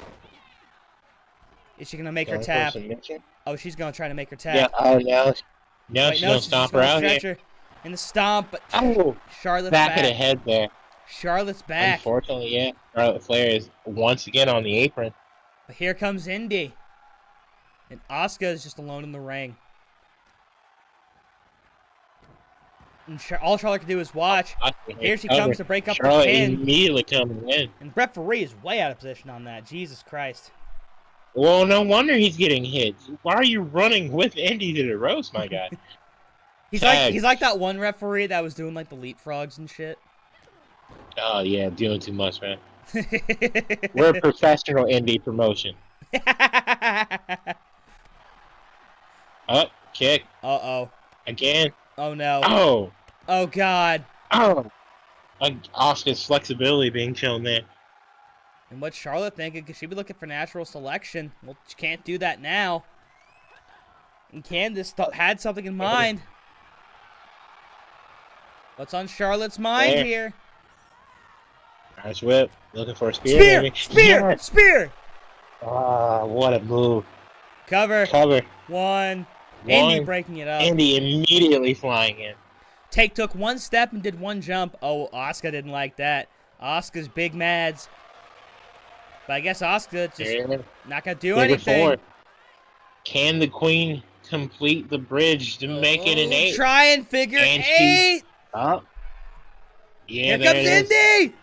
Indy can't get there in time. Or did she? No, she didn't. No, she didn't. And with that being said, ladies and gentlemen, wow! I am 2 for 2 on the night. The Odd Couple are your new and first ever OCW Women's Tag Team Champions. Look at those pretty pink belts. Shouts out to our belt designer, whoever that mysterious man is. And the Odd Couple, the first ever Women's Tag Team Champions in OCW. Be honest, Stanley, I don't see them losing these anytime soon. But again, them just having those belts, that's going to put a huge target on their backs. But for now, those two can bask in victory. What a phenomenal match. We've had 2. You know what word you're supposed to say there. We've had 2 great matches. And we still got 8 more to go. Absolutely. Charlotte and Asuka basking in their glory. Say the word. First ever basking in their G word. Oh, basking in my G word. E word. But next up, the youth movement has a chance to start officially here tonight. We've got the Prideful Tag Team Championships on the line. It's the Martins in Top Flight taking on RK Bro. Now, this is one of the more interesting rivalries we have on tonight. So here's the thing. Top Flight, back on the second edition of Overdrive Pride, had a match with Imperium. They lost that match, but put up a hell of a good fight. And then, at Pride number 6, competed in that 8-man tornado tag against pretty much all of the tag division sans RK Bro. And they won that. And then the next week, and hold on a second. So we see Matt Hardy. He's been with Top Flight these past couple of matches that they've won, but somebody else is out there with them. Look, Bobby Roode? I think it is. Bobby Roode's been associating with Matt Hardy these past couple of weeks. And we didn't know how official the relationship was because Roode, unfortunately, ended up losing in the House Open. But I guess even despite that, he's still going with the Hardys, and now he's out here supporting Top Flight. Top Flight, as a tag team, is undefeated under the tutelage of Matt Hardy. Now, after that match against Ace Empire, which might go down as one of the greatest matches in OCW history, RK Bro were so impressed that they wanted to face Top Flight at Defiance. They felt Top Flight went more in the above and beyond to make it there. But they wanted to take them on in singles action. And Matt Riddle, the only one of the group to contain a loss, that loss coming to Dante Martin a couple of weeks ago on Overdrive Pride number 8. And then while Darius lost to Randy Orton, absolutely took the Viper to the limit. And I still argue that experience is going to prevail in this match. But it's obvious RK Bro sees a lot in Top Flight. And I think Top Flight's going to give them everything that they're worth. Absolutely. Again, I'm back in the youth movement. I think Top Flight walk out new tag team champions, but it's very interesting to see, again, Pyro for Matt Riddle, that Matt Hardy seems to be reintroducing the Hardy family office here in Overdrive. And as you could tell in AEW, that didn't really go too well. You know, they linked up with Andrade, turned that into the AFO. Then they got kicked out. Then then Matt Hardy feuded with All Ego Ethan Page for a bit. Shout out my bro from up north. It's going to be very interesting to see if the HFO can breathe new life into themselves here in Overdrive. Well, we don't have any official word that Matt Hardy is reforming the HFO. We've tried to talk with Matt Hardy. We've tried to get interviews with him, but he's remained very tight-lipped on why he's associated himself with Robert Roode, why he's associated himself with Top Flight. But again, Top Flight has seen so much success since Hardy has kind of taken over as their mentor. We haven't seen Hardy wrestle in the match since he took on Jon Moxley for the Internet Championship on the second ever edition of Overdrive Pride. But since then, you know, it's obvious that Hardy's making moves. There's absolutely no doubt about that. But did he make the right moves? Are his guys going to ascend to the top of the tag division tonight? Only time will tell. From bell to bell. Trying to make it a thing by making it slower is not a thing. Anyway, one of the greatest professional wrestlers of all time making his way to the ring here, posing with the title in Randy Orton. And Randy Orton knows a lot about being in a professional wrestling stable. Randy Orton also knows a lot about completely dismantling professional wrestling stables. So if indeed the HFO is back, I don't know if it'll last too long if they're looking for Randy Orton's Prideful Tag Team Championships. Now, of course, RK Bro, we need to go over their history. These guys are undefeated as a tag team. Here are the list of people that they've defeated. They defeated the Young Bucks at the OCW draft, and now that was a 4.5-star match. I kept saying that was 5-star. It was Ciampa, MJF, and Rollins a few matches later that was 5-star, so my bad on that.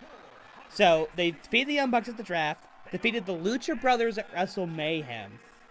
And then Matt Riddle pretty much put the Bucks to bed by defeating Nick Jackson on an episode of Pride, because there was questions, over if Nick tapped or not. But then the only loss that these guys have taken hasn't come as a team. Riddle has the one and only pinfall loss between the two. And again, that came at the hands of Dante Martin, but Randy got the win over Darius. So, I feel, again, RK Bro has more experience, but on paper, this feels like pretty evenly matched. But again, RK Bro, undefeated as a tag team, top flight, just has the one singular loss, and that's to Imperium. But obviously, this team's better than Imperium. Alley-oop, start the match. And Darius immediately going to tag his brother here. And Dante completely whiffs, and Matt Riddle, he's going to take advantage. He's not a tag team champion for nothing. And a bro bomb middle of the ring. There's the one. No way, right? One. Nah, Dante Martin's... both Martins obviously very, very resilient performers. But Matt Riddle, even though he looks kind of skinny, this guy absolutely hits hard. And Matt Riddle, former professional MMA fighter working for the UFC before parting ways not so amicably. A standing Spanish fly. Obsession with him and his marijuana use. Shout out to Matt Riddle. I hope he's doing okay in life right now. And Dante had something in mind. And now it's Riddle tagging using the good old teleport function to disrupt physics to tag in Orton here. And wait a minute, we just saw Hardy and Rude kind of run off from their side of the ring. Okay, well here they come. They're back. Oh, I wonder if they were working on Darius there after Matt, maybe. Yeah, I mean that's what I would think. And Hardy, meanwhile, absolutely cheering on Darius and Randy. Oh Jesus! Right in front of Robert Roode's like big fat ass. Actually. Pause. Oh, and God, Darius right into the steps. A sickening thud that we heard coming from Orton. And remember, Darius took Orton to the limit. 5 right now. So I know Darius is probably still feeling the sting from that loss. Darius took an RKO. He hit a TFKO of his own. And Randy going to climb back in. 1 of 8. Oh, pushing Dante off now. Referee at the count of 8. And Darius is getting up now. And tagging in Matt Riddle. He'll get back into the ring. First time these two are oh, God. Oh, springboard disaster kick there. And Matt Riddle getting pumped up. And wait a minute. Wait a minute. He's got it locked in. He's got it locked in. Is Darius going to fight? Yes, he will. He rolls out of it.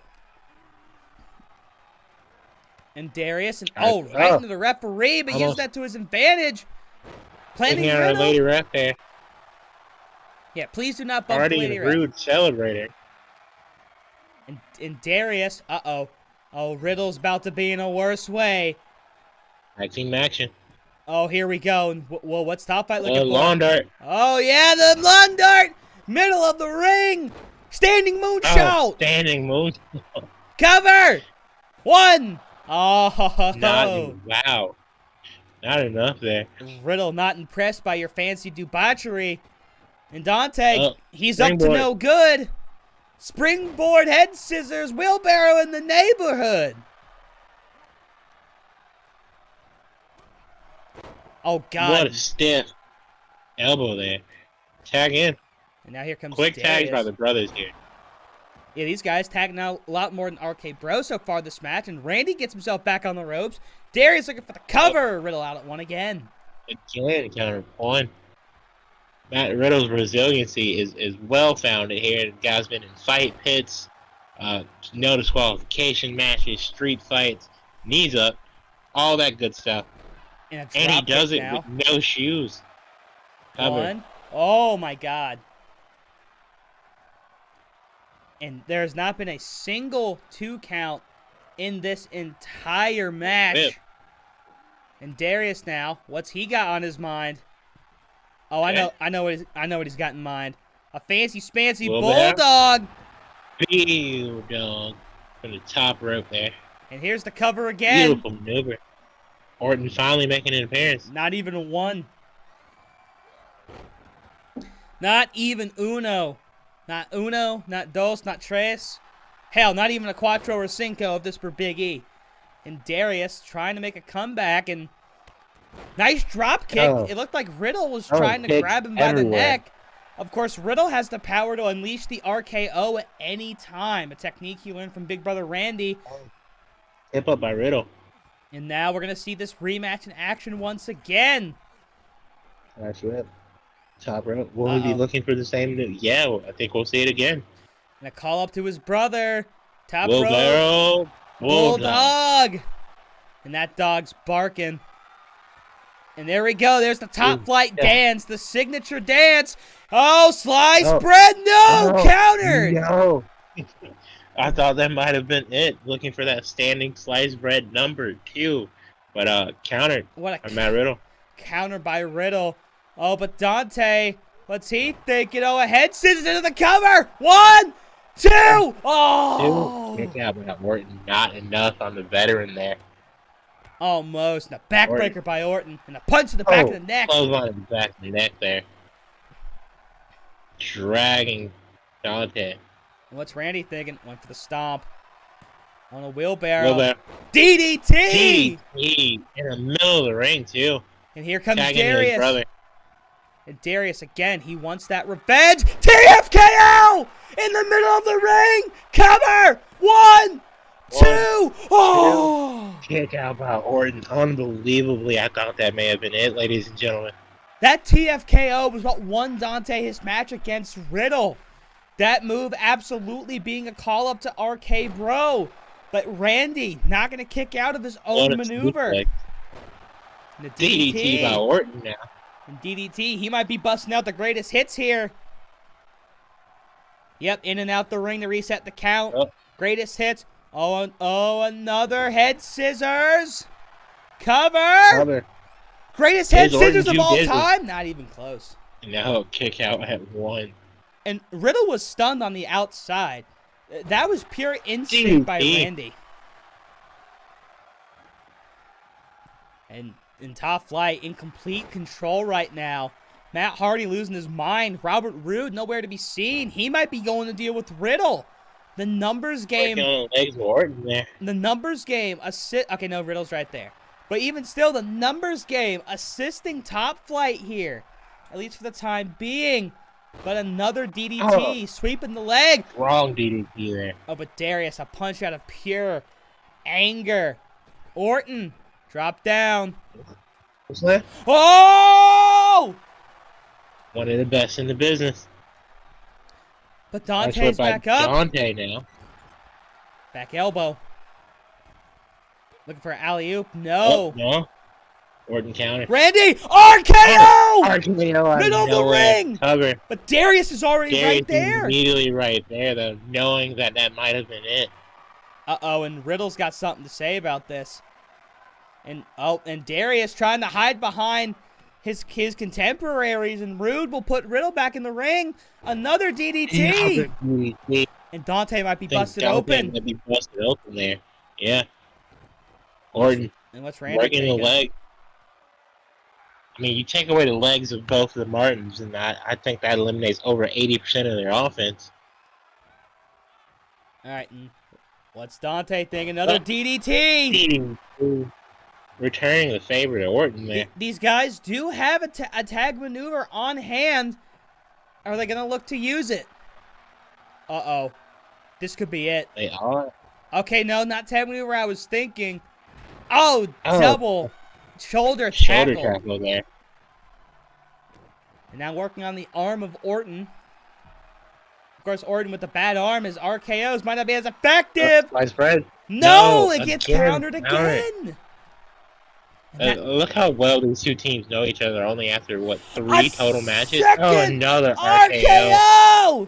Here! Riddle not moving. But he kicks out! Darius kicking out on his own is crazy. Dante would have been late. Darius has kicked out of that for the 2nd time in his career.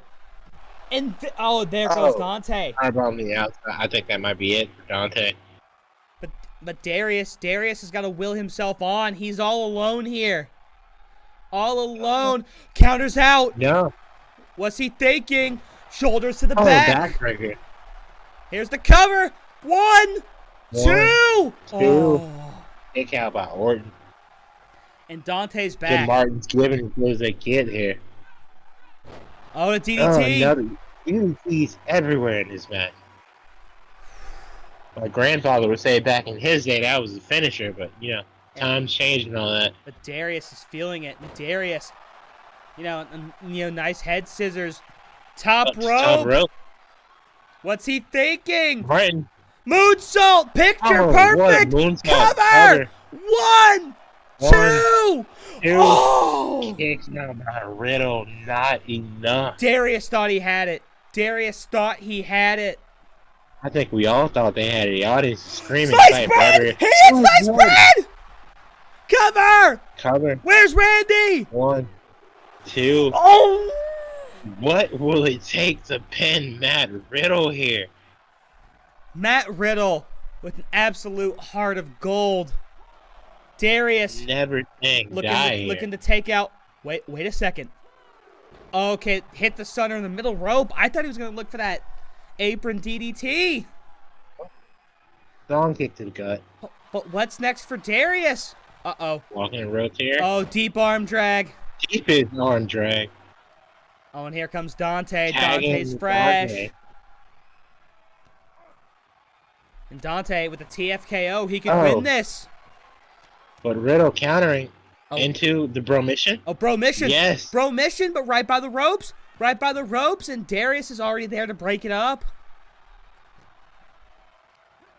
My God, ladies and gentlemen, this is the classic that we thought it would be. This is the match that we wanted it to be. Oh, my goodness. Talking now. Oh, but a head scissors. Dante. You know Orton was trying to get an RKO. And a sliced bread. Sliced bread. Hits it on Randy. But Matt Riddle's going to be there. Riddle kicked to Dante. Ladies and gentlemen, this is our third match. This is only our third match. We got 7 after this. And listen, Diesel Dave has just sent me a message on the Nokia phone that I have that he bought for me. He's saying it's already 5 stars. Holy shit, folks. The brick. Yeah, no, it's the brick. It's the brick. Dave, you invited me to that barbecue. Dave and I talked. We're on good terms now.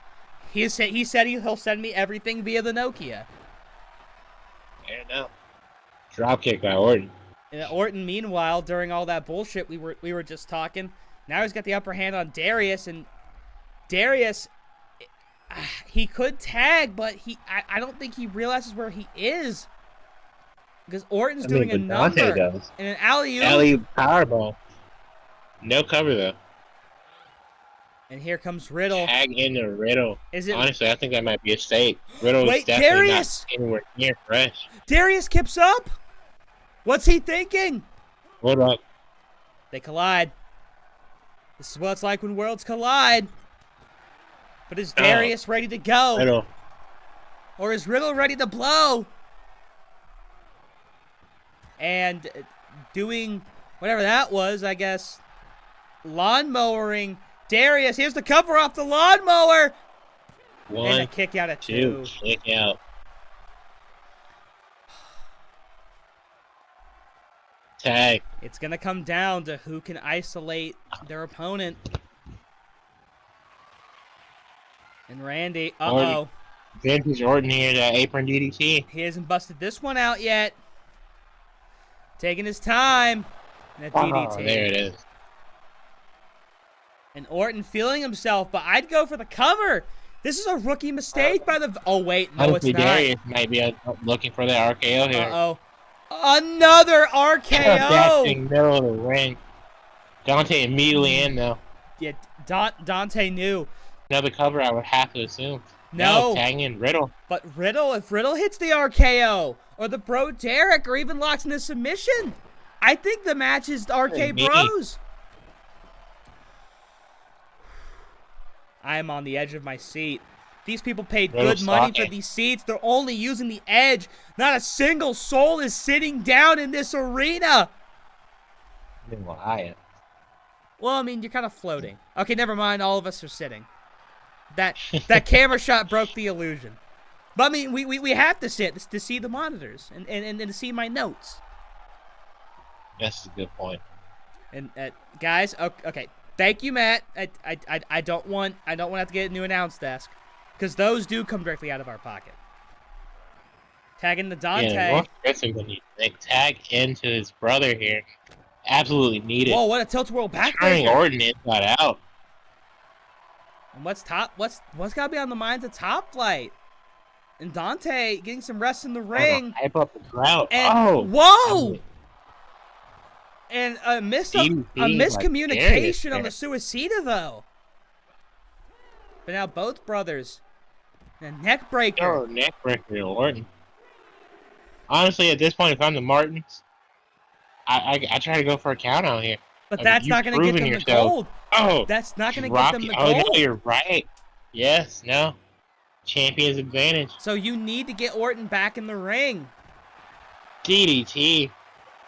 I mean, or bare minimum, do as much damage as possible. And that's 6. And Orton. It's 7. And someone's got to get back in the ring, and that somebody's going to be Orton.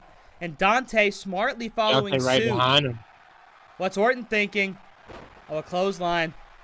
No. Oh, but as he's gloating, a tag into Darius. Will he take advantage? Oh, no. He tried. There's the drop kick. This is another very long match the Top Flight has had. They've definitely shown that they have a lot more endurance than some other teams. But Randy is pressed, raining down punches. You gotta give it to the Martins for having these consistently long matches, proving to be like the Iron Men in a sense of Overdrive Pride.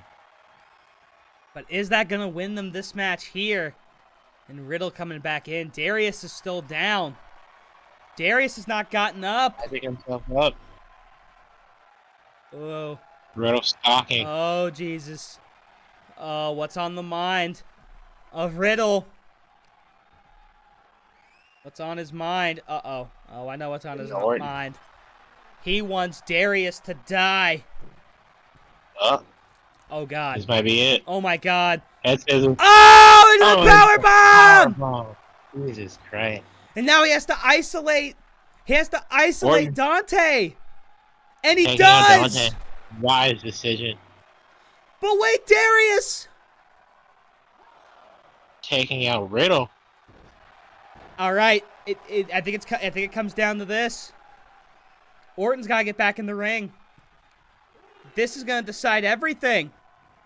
This right here, this is going to be the final sequence. Oh, the snap suplex! That can win it! That can win it! Cover. 1, 2. Kick out. Not enough. But honestly, I think that was the best opportunity. Slice bread! Slice bread! This could be it! 1, 2. Is Riddle still down? 2. Orton kicks out. Yeah, that would have been it. Matt Riddle not being able to answer that 3 count. This is fucking FTR Bullet Club Gold all over again. Holy Christ. 58 minutes, insane action. Hopefully that's not the case here. Like, I wanted to take a break at the intermission. I might have to take a break after this. Like, I'm sweating. I need my goddamn water. No. I thought Orton was going for an RKO there. Me too, and now both teams back at full health, sort of. I know what he's going for. Oh no. Oh no. Last time. Oh god. But here comes Dante. He breaks it up immediately. Matt Riddle, but not fast enough again. But does Dante get up from that? He does! He kept up! The kick up. Riddle. Oh. That's a brain Oh, what a planning maneuver there. Oh, and he might be thinking Riddle RKO here. For it. That or the bro mission. Oh my god. Yes. Oh. Kick followed by the elbows. He's got to get that submission quick while Dante comes in. Orton. Wait, Darius fights out immediately. Wow. That didn't take him long at all. And this match still going. Still going. Wait, there goes Randy, at least for a second. And up goes Riddle. Wait, he counters. Oh, no. Chop block. Taking out the leg there. Oh, and now he's going to take out Dante. Riddle again. And Dante. And Matt Hardy and Robert Roode not really doing anything in this match. At least in the second half. Whoa! Oh, dropping Randy there. And Randy might be busted open. But Randy. Oh, dropping him on the rope. These two guys absolutely worn out. They're running out of things to do. They've thrown everything in the kitchen sink at each other. Sliced breads, RKOs, a TFKO, bro missions. Nothing has worked. Nothing has worked. And now, wheelbarrow. I'm honestly shocked here. Head scissors. Oh my God, this match, Jesus Christ. And Dante, what's he thinking? He's thinking he's just got to do anything he can, working the wrist. Oh, I know what he's doing. I know what he's doing. Deepest arm drag in the world. No cover. Maybe looking for that sliced bread. What's Randy looking for? Oh, Randy, you know exactly what he's looking for. Yes, sir! Best in the business! Cover! One. Oh. But now Riddle, but now Riddle taking out Darius, and this is their best chance. This is their best chance. This is the best chance they got. Orton hammering in the punches. Working over Dante. Hitting the pose. End the match, please. For just everybody's sake at this point. And the Snake Eyes on the top. Oh, Snake Eyes. Tagging in Riddle. Darius is still hurt. Riddle's got to hit something. RKO! This could be it! Cover! Darius is up. One! Two! RK Bro wins it! RK Bro retains! The Holy youth movement shit. is stalled for another day, ladies and gentlemen. Holy shit! Matt Riddle. What a nick match. of time. What a match! And Dave. And still your prideful tag team champions. And Dave just texted me, yeah, 5 stars.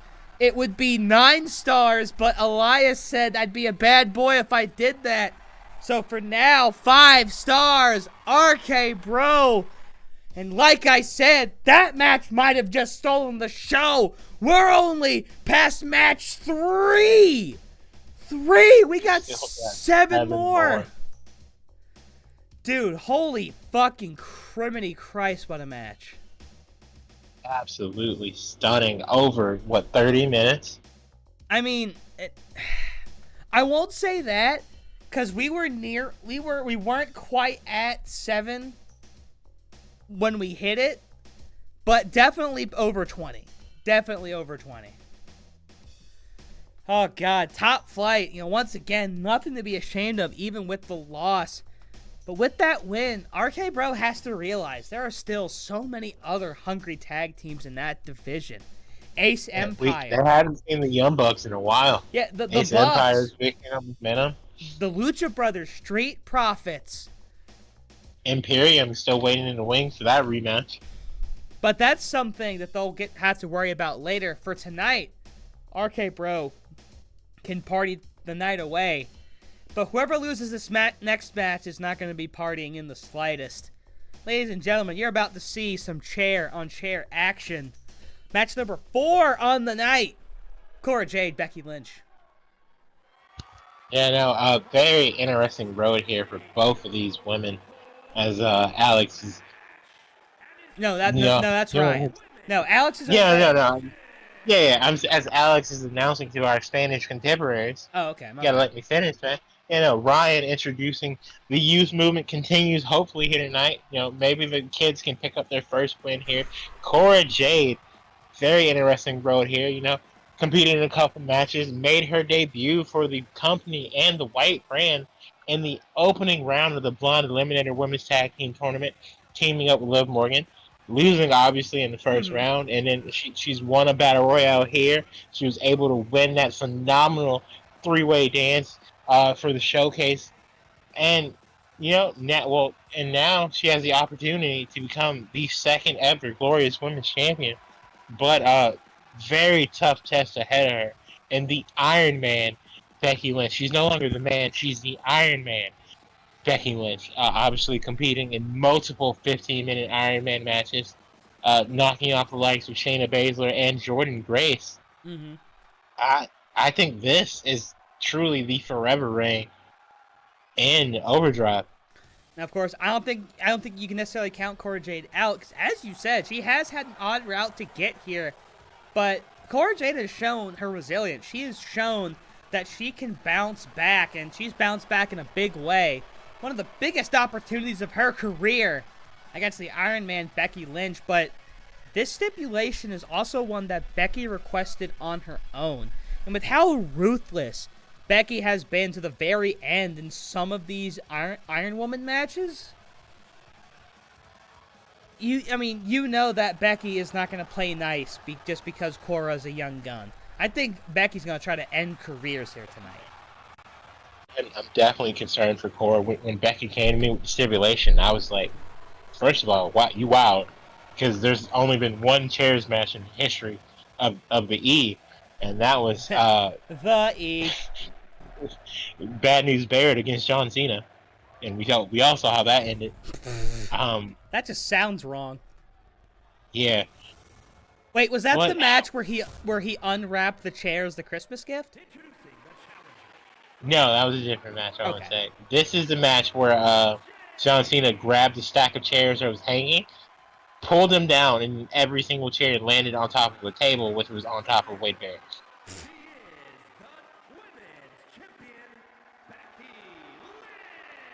But yeah, we've got women's singles match action here.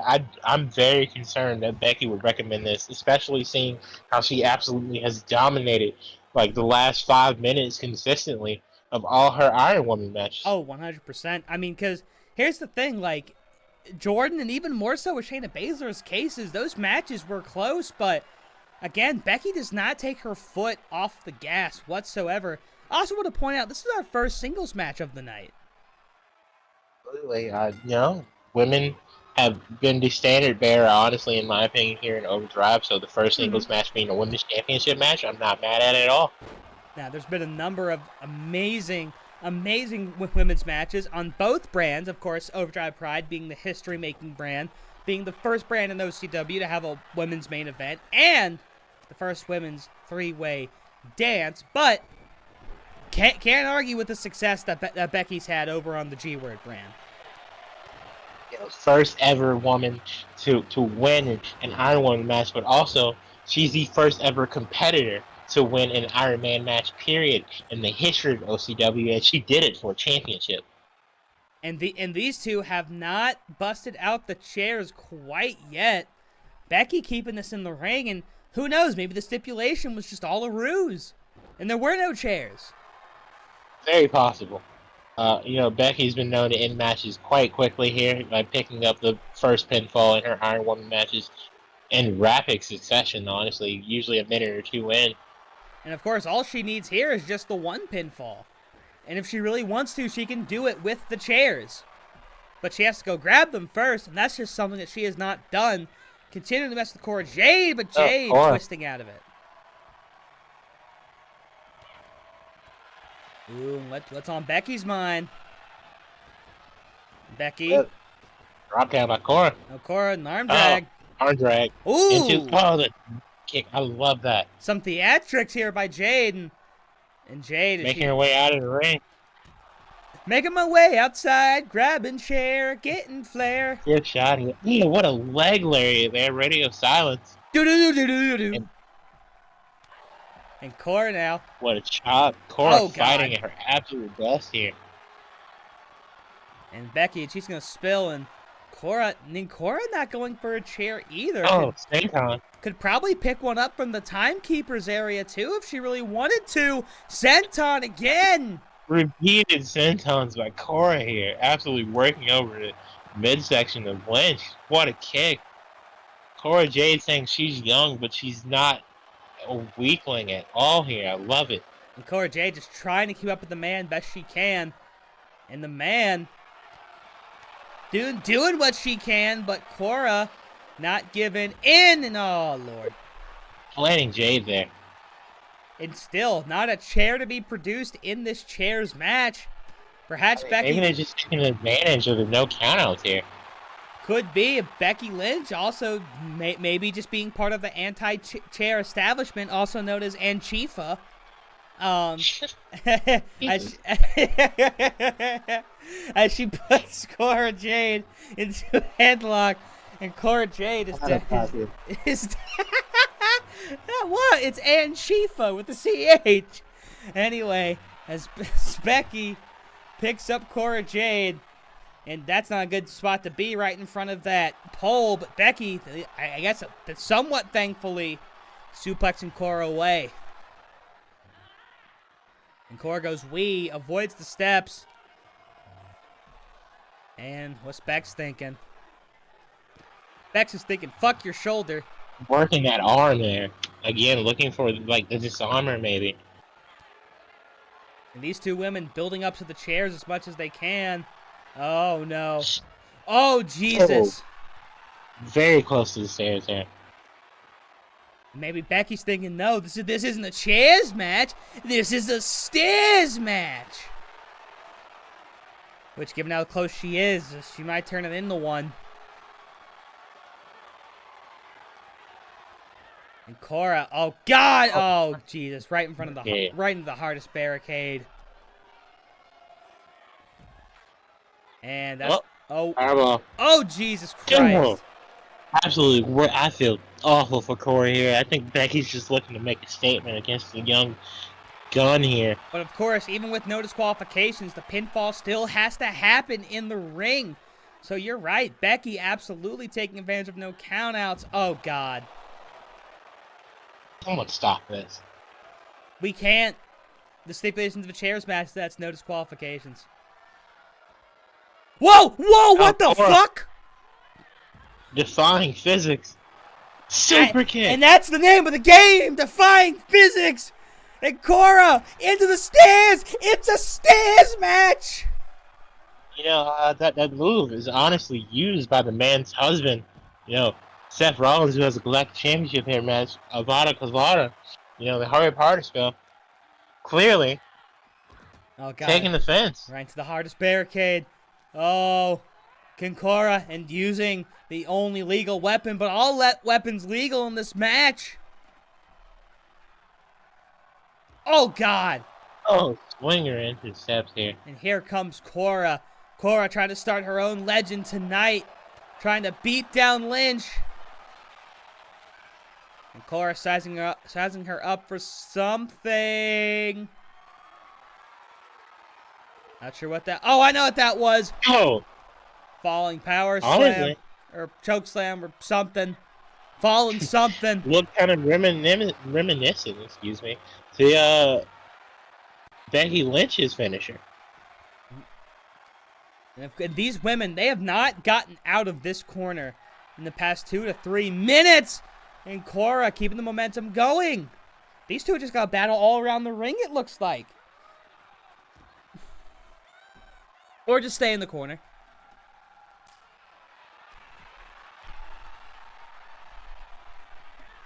And Bex trying to regain that momentum.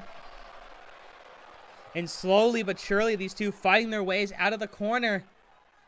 But still no chairs. Reverse DDT by Becky. DDT. I think, honestly, these women just decided to beat the ever-loving shit out of each other. Excuse my language. Dude, you could say whatever the fuck you want. It's our brand. And finally back in the ring, and... Oh, will we see? Yes. We got a chair! Oh, right to the ass! Oh. Right to the ankle! Lynch. Oh, but wait, Cora rolls out of it! Oh, Hurricane Rana! Or something! Jade looking for a finisher here. And could the one and only chair... Oh, Jaden! Oh. Jaden! Cover! One! Two! Oh. Kick out by Lynch. I thought we had a new champion, ladies and gentlemen. I almost tore down my entire microphone doing that. Cora to the top. Up rope. Come on, Cora. Looking to go. This is your moment. Crossbody! Crossbody. Oh, and she's not done. Not done, ladies and gentlemen. Working the legs of Lynch. Working that leg again. And now picking Lynch up by the neck. A chop. Oh, Lynch the arm drag. Ankles landing on that. Uh-oh. Manhandle slam. This could be it. And Manhandle slam on the chair! Cover. 1, 2, Becky Lynch 3. wins. The Iron Man retains and the forever reign continues. Only what needed a one chair. phenomenal match, ladies and gentlemen. Only needed the one chair. Cora Jade, the back of her head landed on that chair. Becky, I think, did the most damage possible she could have on that manhandle slam. And just you gotta like that. give the kid credit. No, absolutely. Cora Jade, mind, body, and soul, defying physics. Cora Jade understood the name of the game in this match. But not enough for the man. The man, in a chairs match, just needed the one chair. 3.5 stars from good old Diesel Dave. He said not enough chairs to be 5. Absolutely fair enough. And as I'm pouring myself some water, you go ahead. Understood the assignment. Her husband has the opportunity to follow up and make them the power couple here in Overdrive. Next up, Galactic Championship. It's Gunther against Seth freaking Rollins. Seth motherfucking Rollins. And hey, there's good old Sammers in the chat. He agrees that was a hell of a match. Sammers, be sure to watch the replay. You just missed a hell of an Iron Man match. But this match is a rematch of Galactic proportions. There's a lot to unpack here with this match. So, number one, Imperium is banned from ringside because Seth Rollins beat Ludwig Kaiser in singles action the other night, taking to the sky in a beautiful Phoenix splash. But even with that, Gunther, I mean, you know, Gunther was the first ever Galactic champion. He beat Ciampa for the right to call himself the first ever champion. But then, in his first defense against Seth motherfucking Rollins, 2 curb stomps, referee could have counted to 15. Rollins had to beat Kenny Omega and Moose, one of the hottest superstars in all of OCW, just to get to that match. Now, Moose would end up lending a helping hand alongside Drew McIntyre in a trios match the week after Rollins captured the Galactic title. And that match, Rollins lost. Rollins and Co. lost that trios match. So, a little bit of momentum going towards Imperium's side. But again, Rollins winning last week has banned Imperium from ringside. And as we said in the pre-show, I think this is Seth Rollins' night once again. I don't know, man. Again, I think Gunther, you just happen to lose focus. I think having Imperium at ringside was more of a mistake than a benefit. And I think tonight, Gunther, one-on-one with Seth Rollins, focused, you're ready for revenge. I mean, Seth Rollins is the first man to pin Gunther here in Overdrive. And obviously, Gunther just recently losing his first match on the main roster, singles match, I have to say. Chad Gable by countout in the alternate universe couldn't have felt great. So I think him carrying a bunch of weight on his shoulder right now being the longest reigning intercontinental champion in history. He wishes he was the longest reigning international champion in history. Will show in this match tonight. I think we'll see chops. I think we'll see a big boot. I think we'll see a powerbomb, and then Gunther walks out. Your new two-time galactic champion. But as you can see, the current galactic champion, the pride and joy of the galaxy around his waist, Seth Rollins, looking to have his first title defense be a successful one. And if he wins, you have to wonder what's next, because his compatriots that helped him out, not only in that trios match, but were ringside with him last week on Pride, you have to think they're going to want an opportunity. Remember, Moose was one of the hottest superstars at one point. Still is red hot, but he did take that loss to Seth Rollins. But Moose also saying a few words to Gunther during Rollins' match with Kaiser last week. So, obviously, there's some stuff brewing in the background. But as of right now, Rollins just has one focus, one objective, and that's beat Gunther and retain his title here tonight. Absolutely. And again, regardless of who wins here tonight, I definitely think we're going to get a hard-hitting, fast-paced match that no one can go home complaining about. And of course, this besides the loser, obviously. Yeah, of course. Loser always complains. But keep in mind, folks, this is only our midway match. This is only the 5th match. We got 5 more after this. But this match is surely going to be a great one, and it will surely round out a phenomenal first half of action here at Defiance. Every match doing numbers. And this match hopefully will be no different.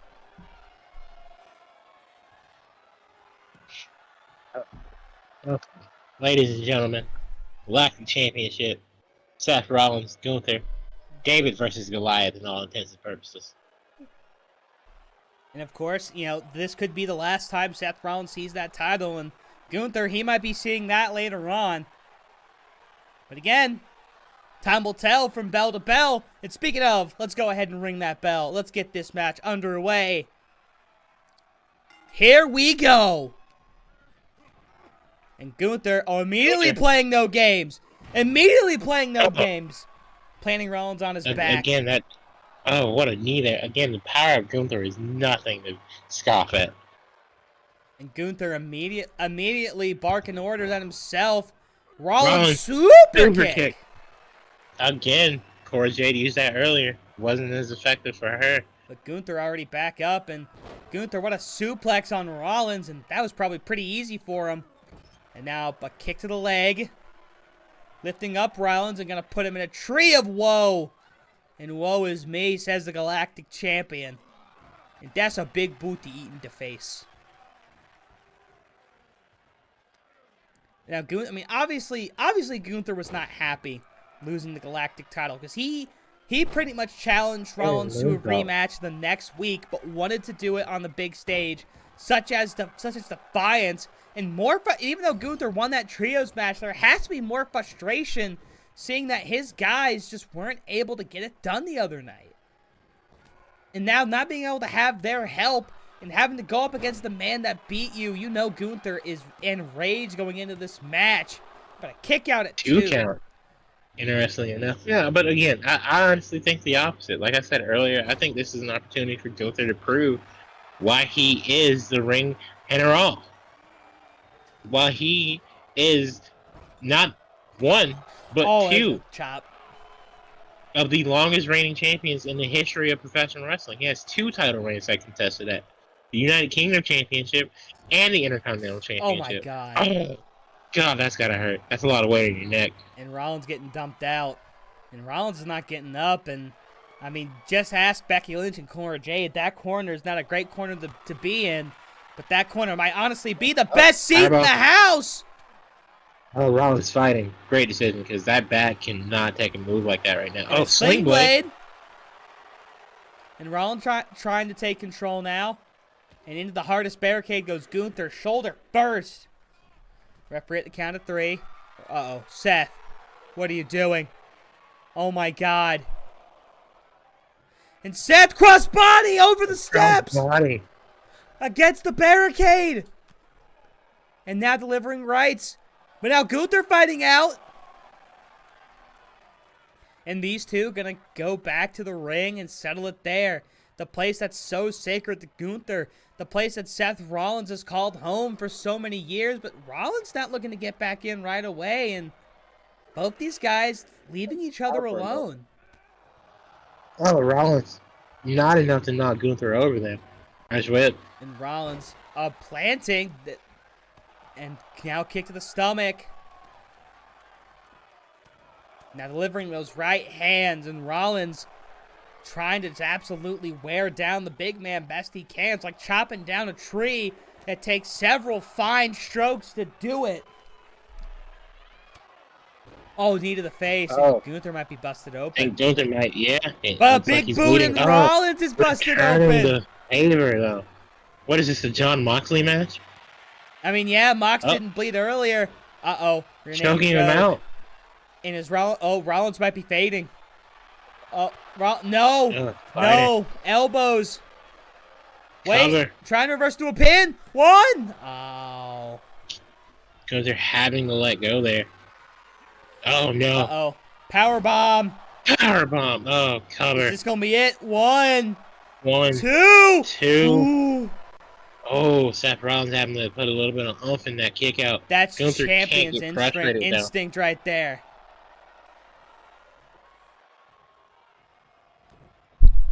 Sorry, I had to take a sip of my water. What a drop kick by Rollins. Because I'm honestly losing my damn mind. And I haven't seen that one in a while. That almost looked, it wasn't obviously, but that almost looked like a bit of a modified paradigm shift. You know, that wasn't a pedigree. Obviously, it wasn't a full-on paradigm shift, but maybe a call-up to Moxley.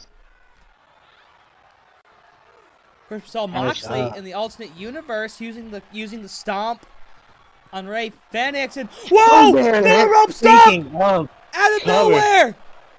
One. Oh! Gunther kicking out. Again, the Shield, since coming to OCW, have started to use, that corner to their advantage. Roman hitting the Superman punch into the spear. And then obviously Seth Rollins using that as an extra lift for the stomp now. Frog Splash, misses. He might have been thinking Phoenix Splash there too, decided against it, and oh no. No. But Rollins in the rope. One. Two. Gunther wins. Ladies and gentlemen, your new Galactic Champion, the Ring General, Gunther. And without the help of Imperium, Gunther has retaken control of the Orange brand. But does Seth Rollins get a rematch now? These two obviously won the one. Maybe a best of three is going to be needed. But as it stands right now, Gunther retakes control of the Galaxy. He wins the Galactic Championship as we reach the halfway point. Phenomenal match. I for one. I mean, I'm 4-1 right now when it comes to picks. So completely satisfied. What a match, ladies and gentlemen. But once we come back, we've got a match that I think has the opportunity to once again steal the show. We've got the rematch. Nakamura, Alexander, international rules. No disqualification. And of course, we will come to that match when we come back. We're going to take a quick 5-minute breather because goddamn, been screaming my ass off tonight. We will see y'all in just a couple of minutes. Stay with us.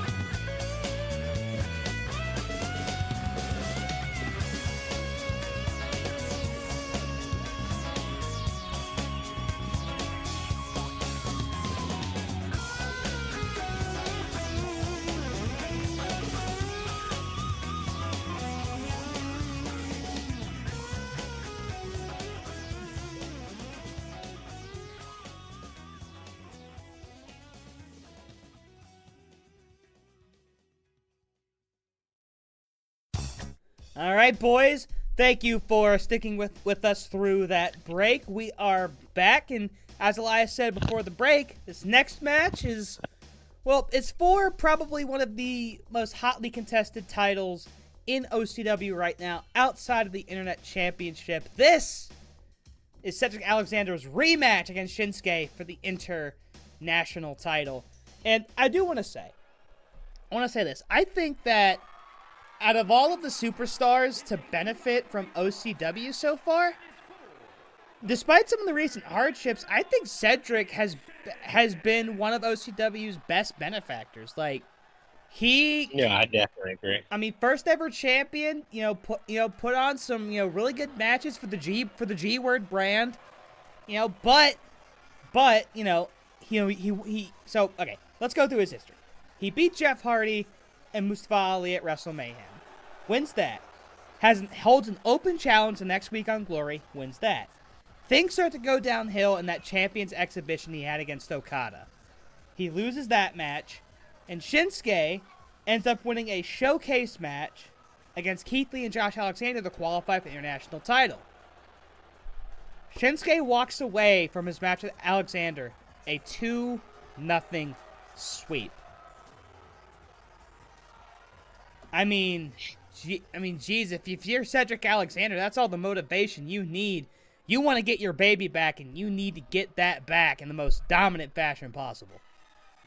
Absolutely, and Cedric is no stranger to 2-0 sweeps. He's done it himself. Again, the open challenge against Xavier Woods, won that. I want to say he also had a rematch with Mustafa Ali, beat him in that. He and Santos Escobar tangled for a bit, and then obviously losing to Okada in a phenomenal championship exhibition. I wasn't mad at either guy for that. And then the follow up with that 0-2 loss to Nakamura-san had to be tough. But Cedric's been in the lab grinding, getting back to it, working. Competed in that tag team match just last week, tagging with Nakamura to take on Otis and Adam Cole. We all saw how that ended. They managed to coexist. I was impressed. Yeah, managed to coexist, and they were able to pick up momentum. And I think Cedric has the opportunity here tonight to prove that not necessarily that losing to Nakamura was a fluke, but that it was a happy accident. He and Nakamura are well acquainted. They know each other. I'd honestly say they're somewhat friends. But when it comes to that title, it's no holds barred. It's everything goes, and we're going to see that here tonight in this qualification match. And in my opinion, I think Cedric V. Alexander walks out your new and two-time international champion. I mean, that would mark the third two-time champion created here tonight. Defiance is on a roll, man. I mean, having two-time champions coming at it tonight, that defied my expectations. We're gonna have three. Damn. I mean, we're on a roll. We're on a roll. Just put the crowds on us. We're the best E-Fed. Absolutely. And to, of course, all of you out there watching this at home, if you got alcohol, take a drink, smoke if you got them. Cheers to the second half of Defiance. And cheers again to a great first half. Great match. Like I said, that tag match so far to me, that's match of the night. That one absolutely stole the show, but every match been a high caliber one. And I mean, I hate your brand, I really do. I refuse to say the word, but I mean, this match has almost no choice but to be a barn burner. I'm going to be real. I agree. Again, my two matches that had the potential to be matches of the night were the Prideful Tag Team title match and then this match right here. So far, I have not been wrong. Sorry, I was taking a bite of a Hot Pocket. Apologies, y'all. We are underway here. It's Shinsuke trying to demonstrate that strong style. And it looked like he just absolutely dissed Alexander. And Alexander's not happy about that. And a rope stunner. Oh, yeah, he wasn't happy about that shit in the slightest. A patented move here in Overdrive at this point. Oh, right. Nakamura. He bounced, dude. Like, we should have. If we had sound effects, that there would have been a boing sound effect right there. Yeah, that's a doink right there. OCW is not affiliated with Doink the Clown. All right, into the Absolutely steps. And I mean, hey, steps are kind of a legal weapon too, in a sense. Like, you could throw someone into sure. them, you just can't pick them up and use them. And Right. what the fuck? Well, that one's got to hurt the groin there for sure. You know, is Shinsuke okay? I mean, it's no disqualification, so he's kind of fucked. He's Alexander fucked. putting on a clinic here so far. Hardest barricade in professional wrestling being used to the advantage. I mean, yeah, and I mean, it's the only legal weapon. Oh, shit. Okay, I forgot this is no disqualification. Guys, can you take it over there? Can you take it over there, away from the big kids? Please? Okay. Thank you, Cedric. Thank you, Cedric. Not the announcement with Cedric grabbing a weapon here.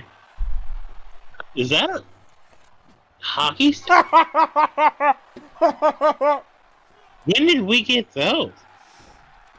Like I said, I was told the weapons in this match were gonna have a little bit of an international, flavor to them.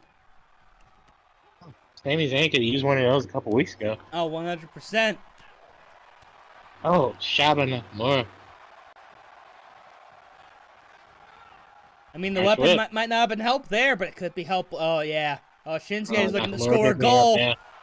Shinsuke says, my name is I'ma score a goal. Whoa, wait! Wayne Gretzky can't be too happy about the way. Oh, clothesline. So Cedric's kip up right there knocked away the hockey stick, but Shinsuke immediately able to counter. 1, 2, and still no falls. Nakamura picking it back up now. Oh, Cedric dodging. Cedric, it's going through him. Oh, couldn't go through him for long. Cedric's invincibility frames have worn out. Oh, but show of Shinsuke's. There it is. Irish whip. Can he take advantage? Into a drop down. Into a suplex. Beautiful, beautiful move. Here's the cover. There's cover the 1. of his own. Kick out at 1. Kick out at 1, though. Oh, a head scissor is a pretty nasty one. More rolling to the outside here. Picking himself up. And it's no disqualifications. Cedric. I'm not sure what Cedric's looking for. Rope stunner. Okay. Oh, wait a minute. Okay, guys, don't do anything while I eat my Hot Pocket, okay? And, working the leg there. Okay, yeah. Y'all stay right the fuck over there. Stay over there. I love the in-meal entertainment. This is why Alex dropped his wing on you earlier. What do you mean? Planning. Picking him back up. You know what I mean. What? Because I'm into the hardest barricade. Because you're doing the most, good sir. I mean, that's who Stanley Brewer is. Knee. Now these two battling in an opposite corner from that of Becky Lynch and Cora Jade. And Shinsuke, once again, those strong strikes and dissing Cedric once more. I'm going to continue to disrespect this man's whole livelihood, kicking him in the kidneys. Oh, God. Nakamura taking a moment to reassess. Looking for another weapon. Back under the ring. This time a baseball bat. Baseball bat. Chris Jericho fan. Andor shouts out to America. Sweeps the leg. Sting as well. Oh, yeah. Sting! I wonder if he'd ever come here. Yeah, sure. That's a great question. Guys, I don't think we got money for that. Can we not do this today? Running seated senton there. Okay, thank you, Shin. Picking up the bat. Cedric's got to get up here. Oh, back to the spine. There you go, Ced. Irish whip. Cedric. Oh, right in the middle of his body. I thought he was going to go for a springboard there. Nakamura up. Oh, Jesus Christ. Nakamura feeling it, doing a little flutter kick after that. Oh, and another knee. What it needed. Nice. He's gonna go cover like that. 1, 2, and that's the first 3. fall. Disrespectful. Cedric's got to pick up the pace here again. Oh, Cedric immediately a lumbar check. Cover. 1, 2. And Shinsuke. Out by Nakamura. What? Cedric's got to pick up the pace here. Working the neck. Of course, now Cedric can absolutely take control, and that baseball bat, is just an arm's reach away if he can make it there. Cedric so far is not really used the weapons that have been introduced. I mean, and he's the one who grabbed the first one. And maybe he's trying to grab the second one. Oh no, a roll-up by Shin! No way. Most devastating move in all of sports entertainment. Check out. I was like, don't ruin my main event like this. Main event is match 6. This, in my mind, this is the main event. But you have the actual main event later. I do, right. That means I have 2 main events. No, we're not doing this bullshit. We're not doing that bullshit. You shut your whore mouth right there. Speaking of, I know we need the ad promo, but you really want to have the WWE logo just right there on the hard cam? I mean, there's no choice. That screen is straight up broken. Fair enough. I want my money, Vince. I mean, Vince has got plenty of it. And now Cedric. Alexander finally picking up the bat here. And he's looking at this. A Power Pro swing right to the head. I recently played that game for the first time. Not bad. Oh, wait, which one? The one 2007 or 2008? Power Pro Baseball WBSCE something? Oh, it's like the TV one. Okay, yeah, you played the one on Switch. Okay. So, as a fan of Power Pros, I actually recognize a lot, because that's essentially like Power Pros All-Stars. Because Power Pros loves to have story modes. They call it Success Mode. And so, all of the players like in that game are from past story modes. Shotgun kick there. I absolutely marked out when that game came out, just because I was seeing guys from the 07 and 08 games like pop back up, and I'm like, oh my god, I know these people. Spanish Fly! This could be the first cover! He's clutching those ribs, though. But Cedric has won matches like this, and this one 1. 1-1 now, ladies and gentlemen. Cedric has won matches with that Spanish Fly before. Pivotal third fall. And Cedric, what's he thinking? Hopefully. Oh, shit. He can win this one. Don't. Am I going to have to stand up? Don't make me stand up. Fuck, I'm having to stand up. Oh, okay, no, I can sit back down. We're good. We're good. Oh, okay, I get keep it that way. In trouble. Oh, powerbomb. Oh my god, that was fucking brutal. That was absolutely fucking brutal. Followed by a stomp to the chest there. I really hope our announce desk doesn't come into play, but it just might at this point. Yeah, it's a strong possibility. They've been teasing it like a woman leaving you on red. Or a man. We don't judge. I mean, never mind. I get what you meant. Yeah, no, exactly. Anyway. Personal experience and all that good stuff. Oh, and oh god, a backbreaker. And I think Shin. This could be looking for that Boomayah.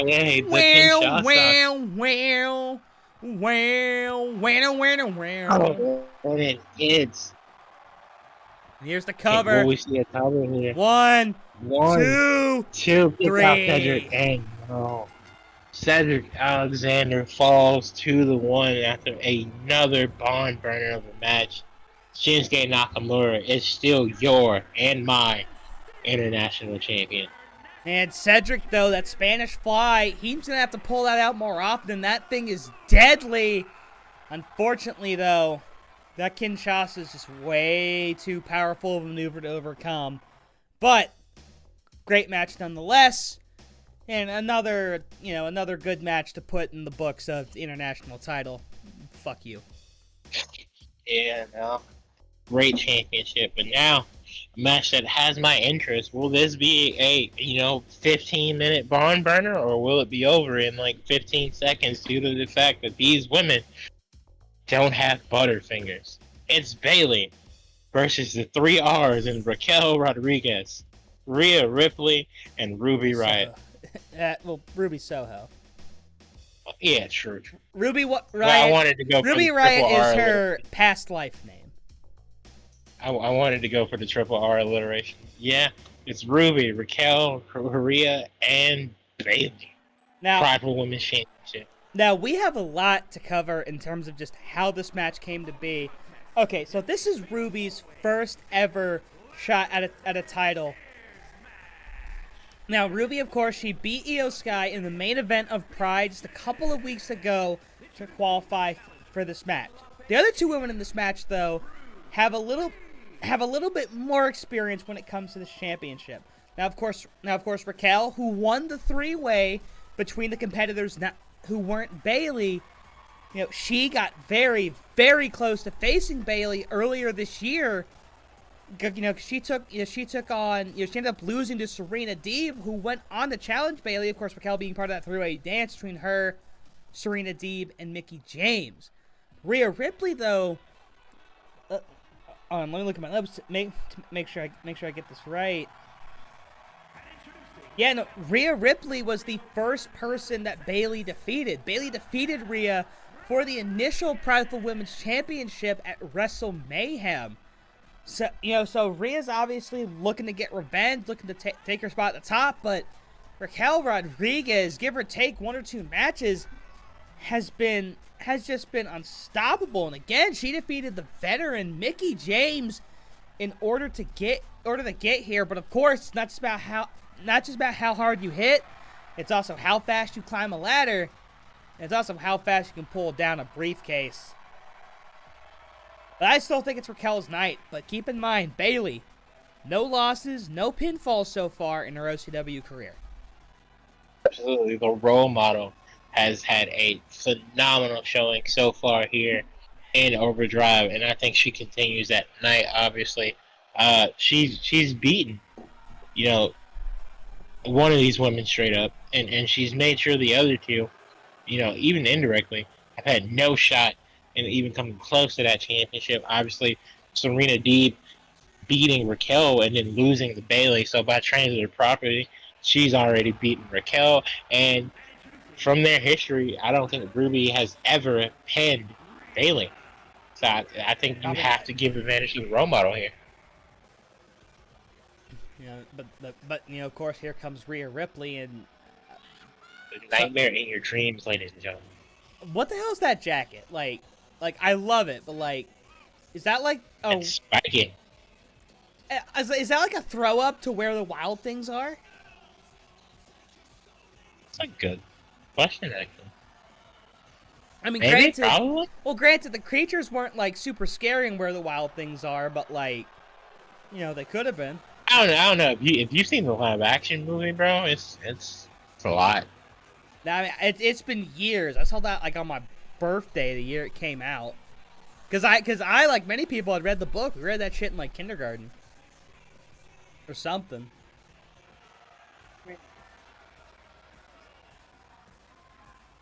Will Rhea Ripley eat, sleep, and breathe the Prideful Women's Championship after a victory here tonight? I mean, possibly. Again, she's come close before. She faced Bayley at Wrestle Mayhem, and the thing is that this is not a one-on-one affair. This is 4 women trying to climb a ladder. So, and with these kind of matches, there's a lot that just ends up being outside of your control. So there's definitely going to be an air of luck to whoever walks out Prideful Women's Champion. But of course, the reason Bayley even called this match in the first place is because Bayley has said she's felt her entire career she has always defied the odds. She has defied expectations. And with this match, she wanted to take the women's division to a new level. Wanted to take it to brand new heights. And the best way to take something to new heights is to define any and all odds and any and all expectations placed against you. And I know that Bayley, above anything else, obviously she wants to walk out Prideful Women's Champion, but she also wants to set a new standard for women's wrestling. And honestly, who better to do it than the role model herself? Becky Lynch, again, to me, is the standard bearer, but Bayley has the chance to try and overtake that legacy starting here tonight. And of course, TLC match, you gotta climb the ladder, but of course, you're probably gonna go through, like, I don't know, three tables and get hit by 2 chairs before you can climb. Or everybody just kind of randomly fights and stands awkwardly in the ring while one of them climbs up and loosens it the majority of the way. Yeah. Before Butterfingers gets in the way and then someone else takes full advantage. I mean, yeah. Oh, that's a legit strategy. Working over Bayley immediately. And Rhea immediately going after Ruby. These two, I don't think there's much history. Who will grab the first ladder? Looks like it's going to be Raquel. Yeah, because Rhea gets the chair, but now she's trying to get Raquel before she gets in the ring, and she misses. Oh, Bayley, though. Missing. Oh, Bayley. An elbow drop. Elbow to the back of Ruby. All right, now it's Bayley and Raquel looking to lock up for the first time, but Ruby gets in the way trying to get up, and Raquel, I think, is going to try to teach her a lesson. Oh, yes, indeedy. Oh, Jesus, that's the maneuver that she used to win last week on Pride. But now what's Raquel thinking? Honestly, Raquel probably just getting out the ring to let the other 3 do some shit. And now planting Bayley with a boot. Kick Bayley there. And our champion's out of the ring early. But Rhea, she's got that chair locked and loaded. And Rhea, excuse me. Oh, right to the head. Straight to the head of Bayley. Oh, and Rhea. Oh! And Rhea absolutely pumping those arms. Oh, what? What? Ruby, who's going to be the first one to set up the ladder that's been introduced? Somebody. A lot of nonsense. Somebody fix Rhea, please. Oh my fucking god. Ruby does it for us. No, And Rhea, it looks like she's hulking up, but just can't quite get fully hulked. This might hurt her in the match. What a backdrop. I don't know what's happening. Rhea looking like she's trying to do the floss, but can't move her arms. Picks up the table. And Ruby's got the ladder. Big boot by Raquel. And Raquel, little suplex action. And Rhea looks like she's still got full use of her arms. Her arms motorboating the air. It's like she's trying to start the chainsaw. She just had a little too much coffee before. Absolute caffeine attack. But Rhea still has used the rest of her body. And oh, I think Rhea's okay. No. Okay, cool. Rhea's okay. Yeah, just pre-match jitters that waited too long to pop up. Well, not. See, I was about to say pre-match jitters. These are just straight up match jitters. And no ladder in the ring right now. Instead of a table on top of a ladder, and a chair in the ring, and now everything finally falls, and Rhea has absolutely whipped the drop kick. Bayley dumps herself out the ring. And against the barricade goes Rhea, and back with the table. But Bayley. And of course, OCW fans tonight, OCW Nebula probably wanting a table. Bayley doesn't know where to set it up. Bayley's just kind of carrying it, and just machine gun table smacks all around. And Rhea's just kind of exploring a little bit, getting, I guess this is what girls mean by going on adventures, and now going to get adventurous, picking up that ladder, and finally we got a ladder back in the ring. And Rhea going to try to be the first to set it up, but Ruby says otherwise. Bayley's saying otherwise. Ruby's saying, don't interrupt me, Bayley. And Bayley's saying, I will interrupt you all I damn well please, crossbody. And now Bayley plants Rhea on her back, really close to that table. Oh, shit. Raquel setting that ladder up. Last time we saw that, literally no one went through it. Okay, well, as long as they don't go through the table, that's fine. And Bayley whipping on that splash, and she's going to hit the chair. She has to roll out. Yeah, I think she got popped up by Rhea there. But, chair shot. Well, Rhea be the smart one and finally set up the ladder and try and grab the title. That's what you're fighting for. No, she's just going to keep beating up Ruby. All right, well, cool. She's trying to, incapacitate her best that she can. Oh, Brad, come on. She's like the best thing. And then meanwhile, Raquel, a big boot on the outside, but Bailey's already back up. Ruby in a submission maneuver that won't win the match. And can we not do this here, please? Can we not do this here? Wait, ladies. Seriously, all not right, here. Follow a slam. All right, Rhea. And right next to us. And, oh, Jesus, right next to you. I changed my mind. Rhea's not being smart. Joining the action on the outside. Raquel. We're just trying to sit back down here. Can y'all please go back to the fucking ring? Be smart. All right. No. Exactly. Be smart. It's the one time I agree with this PNG motherfucker. Get back in the goddamn ring. Whoa. Racist? Much? Sorry? What? I said PNG motherfucker. Why are you calling out my classification like that? I'll say this human bitch over here. Oh, well, damn, how dare you be racist toward the humans? Yeah, right, exactly. So why you out here attacking PNGs? Because I'm mad. They won't go back to the ring, damn it. I'm mad nobody will climb the fucking ladder. Oh, wait a minute. Oh, Bailey almost did, but then she was like, nah, I'm good. Right, see, literally, they care more about beating each other up than being private women's champion. Nah, Raquel cares. Raquel cares, but she couldn't get up there. Bailey slid back in. We don't know that for sure. And what a maneuver! And is Bailey going to be first to climb? No, all right. No, Raquel. And how about a kiss of death on the outside? Ruby. And maybe Rhea will make the first climb. Raquel. Oh, Jesus. Oh. Well, Rhea climbed now. I mean, her arms have recovered. She can do it if she wants to. Oh, I see what's going on here. And instead she's going to destroy her former best friend. Oh. No. She's thinking smart. She's going to climb. She's going to climb, right? No, she's not climbing. No one's climbing. I don't know what was going through her mind there. The ladder is right below the ring. Or right below the belt. All these women are mentally touched. I don't understand why no one's trying to become champion. They gotta incapacitate each other first. It's a bold strategy. Right, there have been multiple moments where all three of the other women were outside of the ring doing other shit. It's a bold strategy, Cotton, but the important thing is if it pays off. Oh, chair shot to the back of Ruby's head. And then to her legs. Now Rhea. Oh, right against the ladder. And I think the ladder fingers have been broken.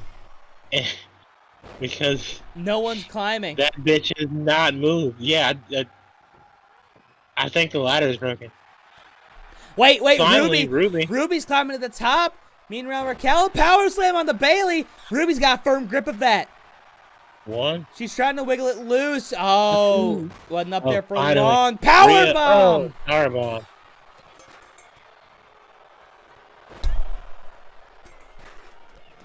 Here we go. It's absolute brawl back here. Multiple clotheslines here. And the fans counting along. Hope you were counting along at home.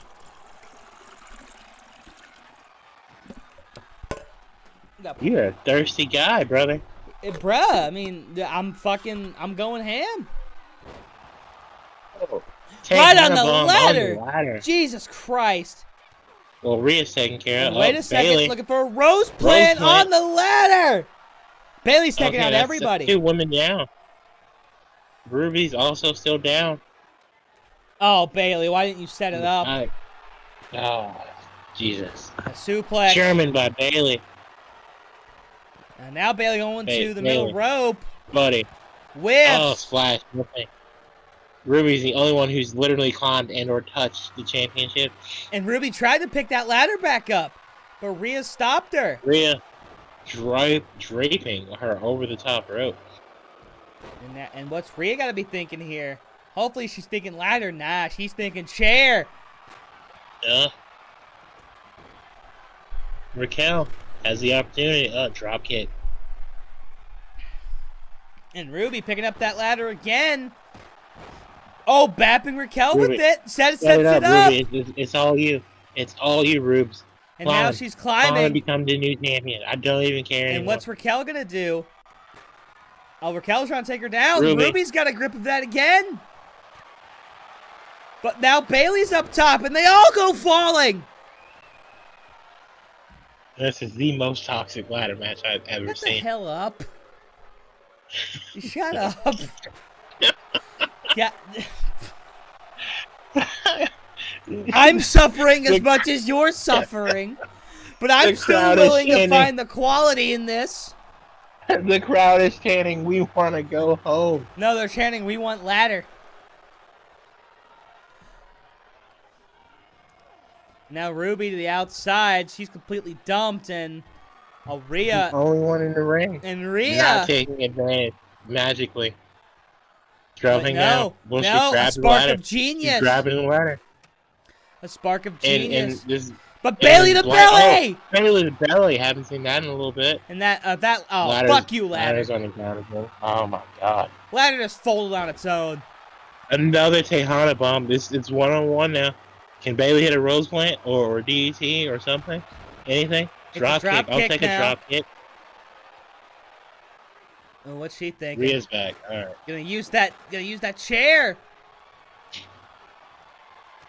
And Rhea shoulder tackle. And Rhea now gonna go back out to Ruby. Someone just grabbed the title. And Bailey now. I can't even enjoy all the spots because they don't make sense. Rose plant. And now out goes Ruby. Only 2 left in the ring. Rhea. Snake Eyes. Yeah, alright, cool. Pick up the ladder, Rhea. Oh, Rhea's gonna grab the ladder. Rhea's gonna grab the ladder. And Rhea's gonna climb up. It's not in the right place. It's literally not in the right place. Oh, son of a fucking she's bitch. up there for nothing. God damn it. Wait, Bailey's got a hold of it. The champion. Oh, but there it goes. And Bailey's dangling. If you want to check your Nokia brick phone real quick, Diesel Dave just texted the group chat.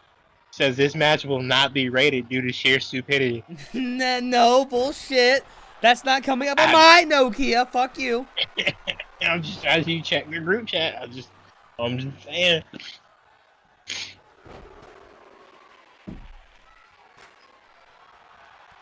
And a number of clotheslines by Raquel, and Bailey's come back with a chair. Using a bunch of chairs, but very little ladders and no tables! Oh, God. Bailey might actually be hurt there. Wait, Rhea, she's looking for Riptide. Riptide. All right, everybody's getting played on the ladder. And now she's just got to get rid of Bailey. And Bailey incapacitated. No, don't put it there. Cool. No. This match is hilarious. And still looking for somebody to get a much firmer grip on that title.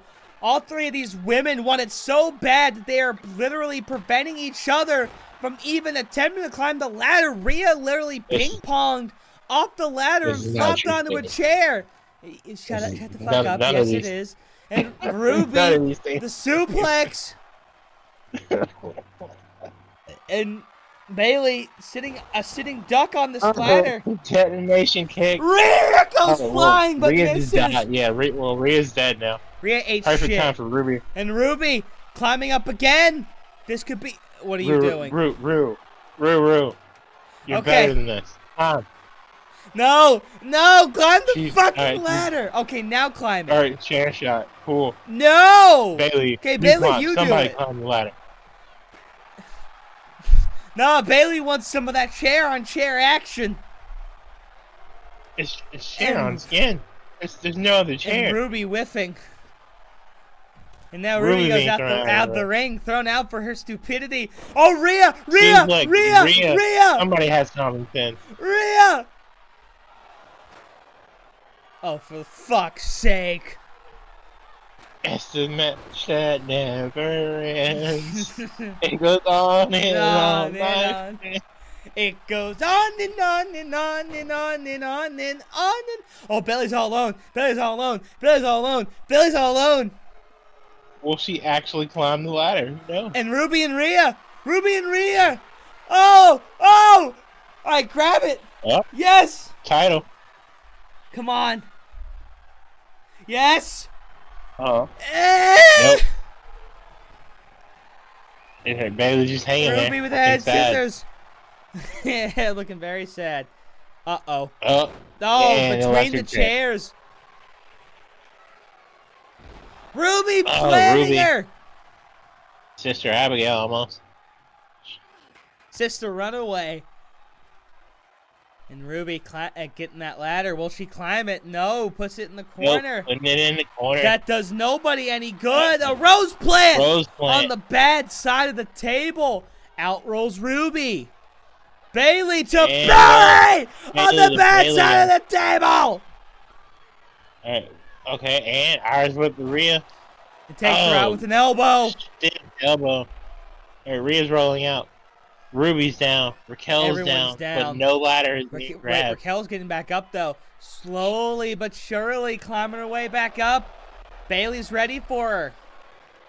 Everybody on Twitter is going insane over the fact that none of these women want to grab this title. But Bailey's saying that she does. She could retain right here. Raquel's not moving. Bailey with a quick climb. Bailey. She's got her hands on it. She's got her hands on it. She's got her hands on it. Bailey. Thank God. Bailey retains. The role model. The match defies all expectation and common sense. Someone older than 8 years old, realizing that to be champion, you have to climb the ladder and grab the championship. And we still have our announce table. Unbelievably. Holy shit. This has got to be the worst rated match in the history of Overdrive Championship Wrestling. The worst 5-star match of all time, because Dave did say it's 5-star by default. He has no choice. I'm texting Dave to say, yeah, automatically has to detract at least 2 stars. Shut up! That's not how that works. The 3-star, 5-star match. If that's how that works, then that means that Top Flight Ace Empire is 8 stars. I'll give you 6.5. I'll say 6.5, but I know what the real rating is in my heart. Anyway, okay, 3-star ladder match. Anyway, moving on, ladies and gentlemen. Jesus, you go ahead. To a match that should be a proper 5 stars. The youth movement once again. 2 strikes, 3 strikes, and they're out. It's the Creed brothers taking on the ever dominant Judgment Day, who have had those titles in an absolute chokehold. They've beaten the New Day. They've beaten FTR. They've won singles and tag team matches where the titles weren't even in contention. Damian Priest just recently knocked off Julius Creed and Cora Jade alongside the Iron Woman / man Becky Lynch. Can the Creed brothers resume Diamond Mine activities and mine for the gold? And as you said, I mean, this is the youth movement's last chance. Top Flight gave RK Bro everything they could, but fell short. Cora Jade gave Becky Lynch everything she could, but fell short. And now the Creed brothers are about to be locked inside Hell in a Cell against one of the deadliest tag teams in Judgment Day. I can't remember if I picked a winner for this, but whatever I said in the pre-show, this is Judgment Day all the way. But whoever wins, like I did say, whoever wins is going to be dragging their partner out behind them. Also making his way to the ring alone. Thank you, Creed brothers, for being the only actual tag team to give a shit about tag team wrestling and entering together. It's not hard, guys. It's really, I understand you all want your big moment. You want to hear your theme song playing at one of the biggest pay-per-views of the year. But seriously, it's 2 seconds. Just and then magically he teleported to the ring. Hate it here. But he teleported to the ring. It's fine. I don't care that he teleported. I wanted to hear the Judgment Day's music. I didn't want to hear Damien's music. And as much as I love Catch Your Breath and the remix because Finn went to the dark side and joined the Judgment Day, it's not Alter Bridge. I don't ask for a lot, Sailing. I don't. Now, if you ask me, you ask for way too much. Here comes the other half of the Prideful Tag Team Champions. And Finn Balor, of course, that pose he used to strike, used to pop every arena he was in, but now It makes everyone vomit. Vomit's a very solid phrase. Okay, throw up a little bit in their mouth. I feel like Finn definitely still has a heap of fans. Like, the Judgment Day may be assholes, but their music is cool, their gear is fire.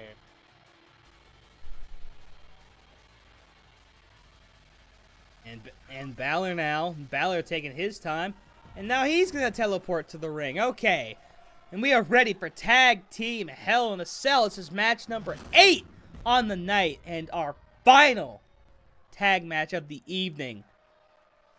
Now, of course, it's gonna take a lot. It's gonna take a hell of a lot to match that classic tag match we got between Top Flight and RK Bro earlier. And Ryan getting the name wrong. It's not the Action Championship. God damn it, Ryan. I'm gonna think about that when I'm porking your mom later tonight. Anyways, the Creed brothers have had a bit of an interesting road. And, as we mentioned earlier, Julius losing in that mixed tag match the other night. But, Julius can match Damian Priest in terms of height. And Julius is a pretty big guy. And, of course, Brutus is built like a giant beefcake. This is going to be an extremely hard-hitting affair, especially with the cell going down, with the weapons being involved. If someone takes a freaking top-of-the-cage dive, I would not be surprised. I just hope they don't die. Ladies and gentlemen, the G-Word Tag Team Championships, our 8th match of the night, is starting right now. And I'm going to take a sip of water as we ring that bell. And now these two teams are locked inside Hell in a Cell. Of course, this operating on Tornado Tag rules, so anything goes. You just got to make sure you pin your person in the ring. Maybe you can pin him outside. I don't know. Who cares? Anyways, and Julius definitely, or is that Brutus? Actually, no. Damn, okay. I'm a bit thrown off because they literally both have similar hair fucking styles now. Yeah, that's Brutus trying to take it to Priest, trying to get some revenge for what Priest did to his brother the other night on the G brand. And, Balor's already producing a table. He's not done. Balor's not done. He's got a kendo stick, too. And now some tag maneuvers going on. Oh, Jesus Christ. Brutus tried to fight out for just a brief second, but couldn't make it work. And now Julius throwing Damian back in the ring, and Julius obviously has a few choice words for Damian Priest after costing him a victory in the mixed tag action. Last week on the G-Word, and Brutus fighting back. Excuse me, wow, I'm very sorry. But Brutus fighting back against Finn, and now both these teams meeting right in front of us, in between the ring and the chain link fence dividing them. And of course, that cell, not only it locks you inside, but it also could be your greatest weapon. What's Julius thinking here? And Julius trying to get in some offense. Finn Balor looks to be stuck. Brutus Creed back up, but he needs to help his brother, because now Finn Balor's got him with an uppercut. And I don't think Brutus knows what to do. Hell in a Cell, obviously a very new environment for him. I don't think it's anything either of the Creed brothers have seen before. Oh, wait, Brutus, though. He's going to try to bear hug Damian Priest. And Priest fighting out with some wickedly hard-hitting elbows. And then clapping the head. Meanwhile, Julius taking it to Finn on the outside. And whoa, what a counter by Brutus in the DDT. And Brutus looking to pick up that kendo stick. Oh, he whiffs though. Oh, but he hits Finn that time. Damian watching on as Finn's getting hammered. And now Julius going back after Priest. And now both these guys going after their respective opponents. And it is all Creed brothers right now. Oh, but Finn Balor looking to turn the tables. Pun intended. Well, the table's not there yet. But Priest goes for a ride. Julius Creed showing off the strength. Suplex by Brutus. Here's the first cover. But an immediate breakup. Oh, and Finn's going to kip up. But, oh, Priest is on the outside. This is a dangerous, dangerous position if you're Balor, and he's going to get planted.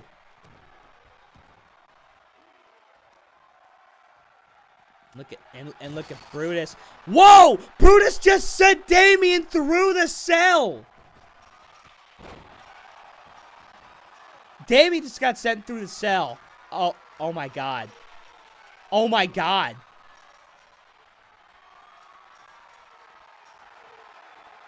This is unreal.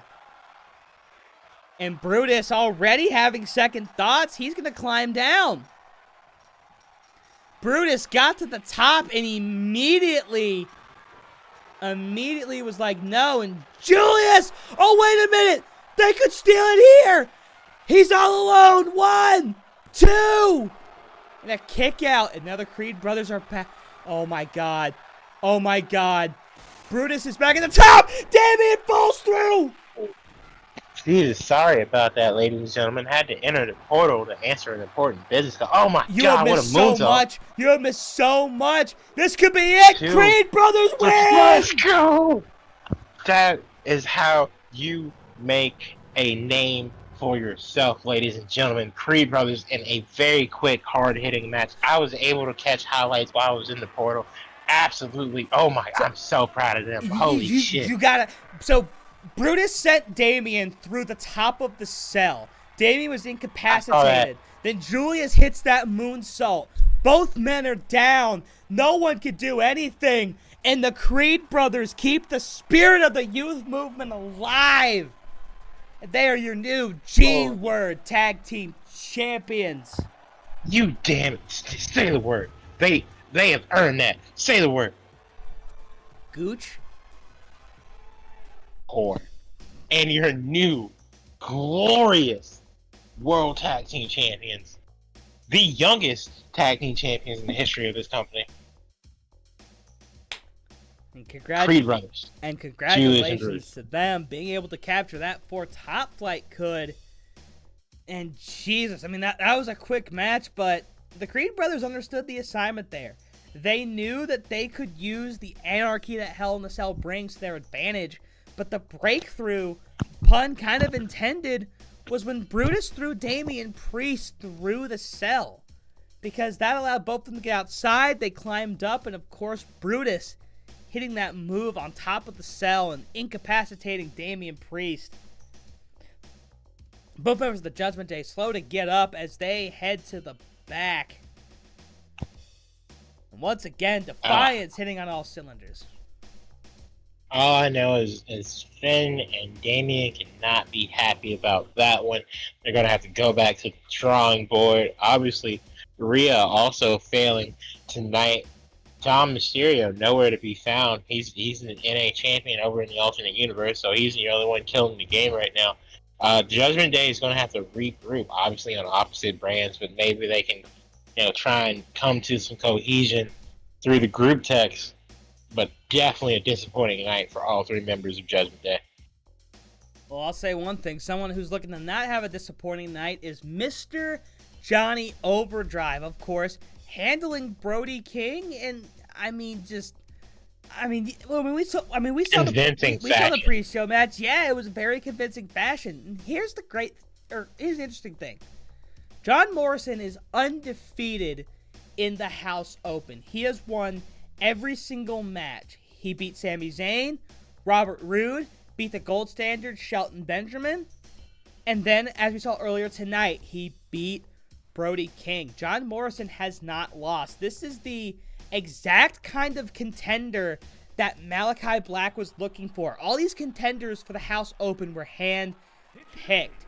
And of course, all the stipulations picked by the House. The House wanted to see who was truly worthy of challenging for the U.S. title. And, Johnny Overdrive has proven beyond a shadow of a doubt he is a worthy contender. But can he keep that momentum going? And again, he still doesn't know what the stipulation is. We still don't know. Oh, yeah, no. Good. That's the really interesting part about the House Open. I definitely think the House of Black and Malachi, bringing that over from AEW, just from the Trios Tag Team Title Open Challenges, is a very interesting gimmick. I definitely think it's a brand new thing. It's very new to pro wrestling. Like just being like, all right, cool. Want a title shot? Sure, but I get to pick the match. And it's consistent too. So Morrison, Nitro, Overdrive, whatever you want to call them, right? Johnny TV, in my opinion, at this point, because he has so many names and they're all TV names. Has to look forward to this match not only with one eye open, but three. He's got to get on his Tien Shinhan, use both of his eyes and then his inner eye. Yeah, try and figure out what's going to happen in this match here tonight. And of course, Malachi Black, we haven't seen him in action in well over a month. He defeated LA Knight to retain the U.S. title, but... Yeah, that guy does work here. But Malachi Black, he hasn't just been sitting back and doing nothing. Malachi Black has eyes everywhere in OCW. And as we saw, he brought in his protege, Brody King, to try to do some damage. And Brody King was almost in this match tonight.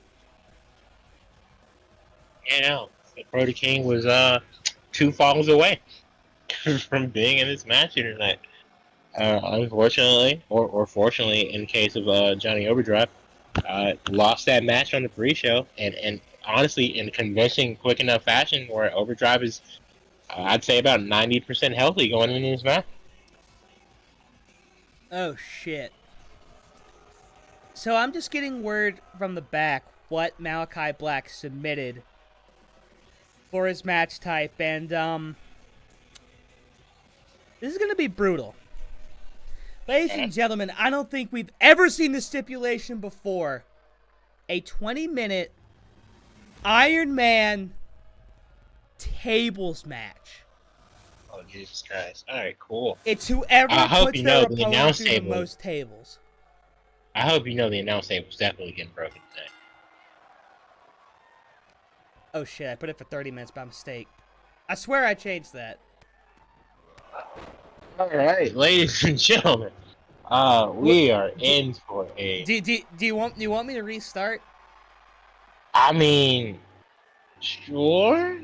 Okay. Because we were looking at like 9:10 for the show to wrap. Now we're looking at like 9:30.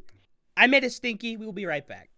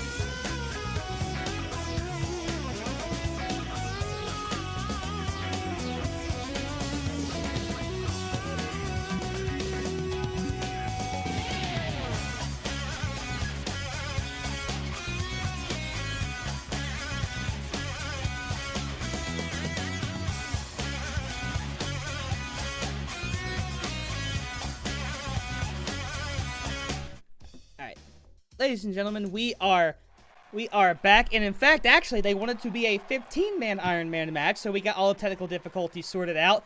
And Johnny Overdrive looked to take advantage of the little bit of extra rest.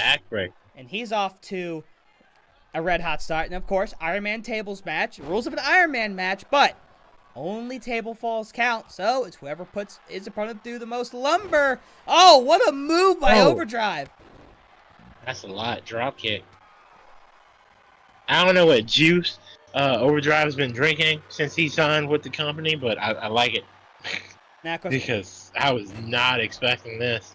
Overdrive, his only loss so far came in a qualifying match for the U.S. title at Wrestle Mayhem. He lost to Shelton Benjamin, and of course, Overdrive getting his revenge later in the House Open, beating Shelton in Shelton Winners Finals, and Shelton later succumbing to Brody King that night. And obviously Shelton's probably sick watching this match, but that's all the more. Shelton. That's had all the more a super free ride getting here.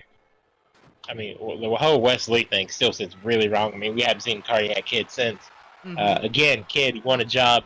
My phone line's open. And we already got the first table set up, and my Malachi Black says that's not enough tables. We need to get a second table. Yeah, 3 tables set up. Honestly, we could see a couple table falls in quick succession here. Well, we could if they stack them on top of each other, or even side by side. Would that count as 2 tables? Maybe. And whoa, some theatrics going on with this table in the corner. Table physics. And Overdrive, he might be looking for that bulldog, which he put himself through the table when he faced Shelton. Okay. Overdrive. Skinwalking. Oh, that doesn't go through. I thought the arm drag was going to put him through the table for a second. That got close, but Malachi Black stopping his momentum just enough. And Overdrive, he's got him set up. Head bash on the table. Overdrive. Breaks his face. Facebuster. All right, but now if you're Overdrive, you got to bust him through that table. That table no longer in the corner. In Overdrive, all he's got to do, he's wearing down Black best he can. Maybe that's the strategy, because that's what worked on Brody King, wearing him down. He made King, in a sense, kind of, I can't remember, but he wore the hell down out of Brody King, and maybe shit out of Brody. Maybe he's thinking, that same strategy, wearing down Black as much as you can. But again, right there, that first table fall was right there, and now that table just sitting in the middle of the ring, just teasing the fuck out of everybody in the OCW Nebula. And could Malachi Black finally do it here? It's looking like it. No! No. Morrison powers out. And wait, no. I thought he was going for a code breaker there. Whatever that was, he's down, and we're about 5 minutes in, and still no table falls quite yet. But 2 tables in the ring. Now, Morrison, does he have enough vantage from right here? And there's a knee. Oh, what a knee. Sure. Oh, Black. Yeah. Oh, no. Dragon. And that didn't break the table. Break the table. But what's Black thinking? It laps it. He might be thinking Black Mass. No, just a big knee in the face. What a knee. And now he's got time to set up as many tables as he probably pleases. He's going to set that one up. Oh, wait a minute. What a kip up by Overdrive. Overdrive might have something up his sleeve. Overdrive. Woo! Into an armbar. And that's not really going to help, but again, it might wear him down. But again, that's something you don't see in his bag too often. Overdrive now bringing Black over to that table. And Overdrive, head scissors, and he gets the first fall. All right, ladies and gentlemen, it is 1-0 right now. 1-0 Overdrive, and Malachi Black is down, and looks like Overdrive just doing some reps on the rope there. getting the blood flowing a little bit.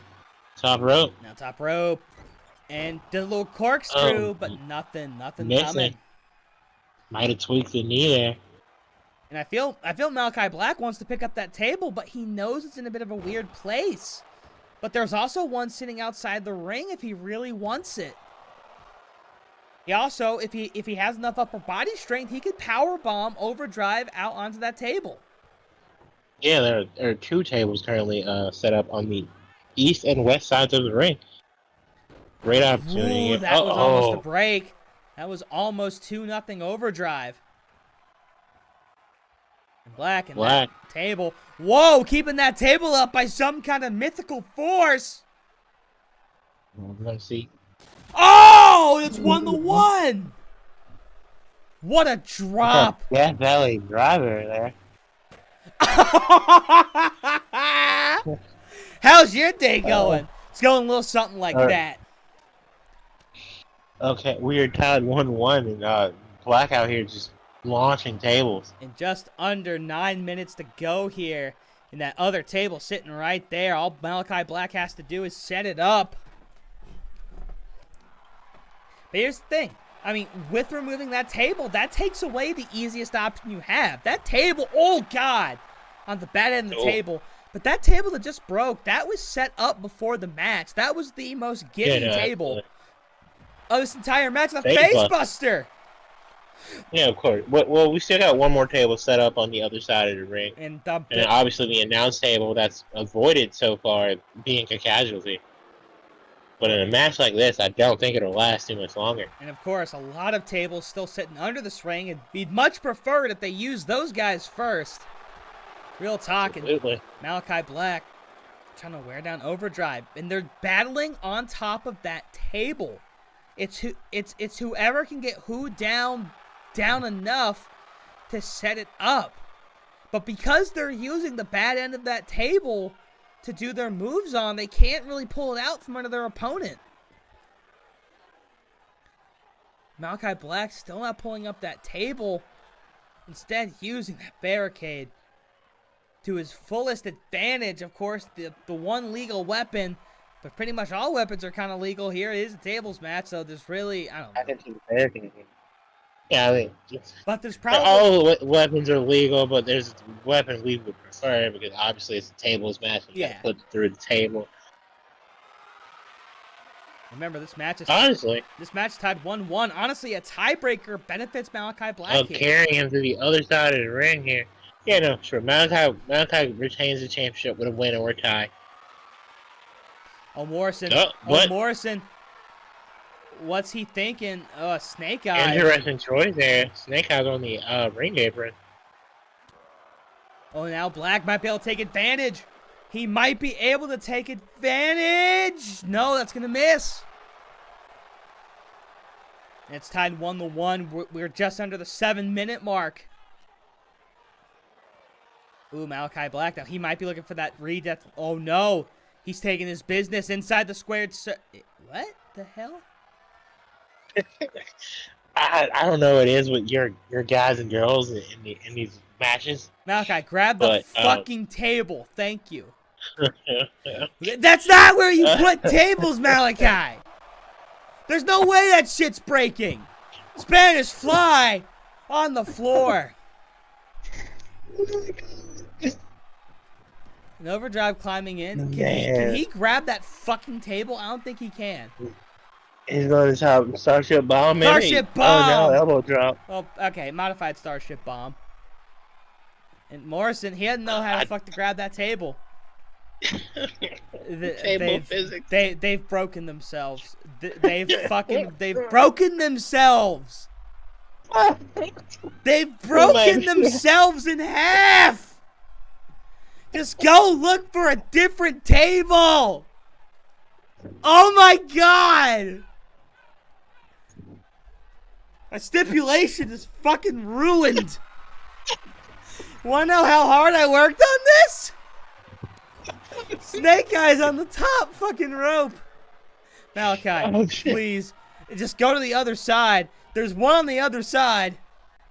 There's one on the other side. Just go look under the ring. Oh my god! At this point, you might as well just put him through the announce table. And Morrison's hitting the house of fire. Oh, is not going to stop it? No, leg tripped sweep. up again. Oh my god! All right, now there's other sides of the ring to go out of. You could literally go. I mean, I know I had a chairs match, and Oh they my only used the God! chair one time. But at least they used the chair. This is stupid. Malachi Black, high risk. Like, they're gonna need to hit each other against, like, the thing or something. How the fuck do you even set it up there? John, there's other places to go! And these two, so much brain damage from just 2 tables, they don't know what to do. In and out they go. Now they're both going out. I actually spat my water right there. I can't believe what I'm seeing.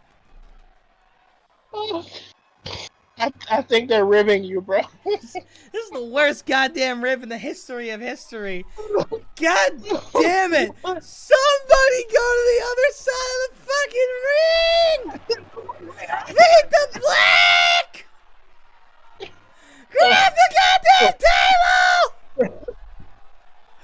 What the fuck? There's other places to go, Malachi! This is how you conclude your fucking tournament? With this bullshit? It's Spanish so Fly! Oh, Kip it's so up! great. Oh, this is the best day in the history of Overdrive. I mean, you're not wrong, but not for the reasons that I'd want them to. Yes! Yes! He's grabbing the table! 3 minutes to go. We might have a winner. And Morrison, he's setting it up.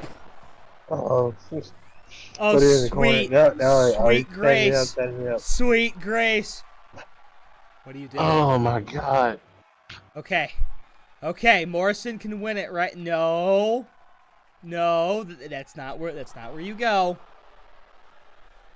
Get him back. Okay, yeah. Okay, Morrison getting back in the ring now. A head scissors could get him ahead, and with just 2 minutes left in the match. Oh, wait, is he thinking apron DDT? No, apron stunner. Oh. And Morrison looking high risk. Oh, wait, no. He's setting the sights on Malachi when he gets back. No, wait a minute. Whoa. What a move from the top rope. What a run. Under 2 minutes, though. He needs to get him back in the ring. He needs to get him back in the ring, and he needs to do head scissors if he wants to win this match. I think we're gonna see a draw here, bud.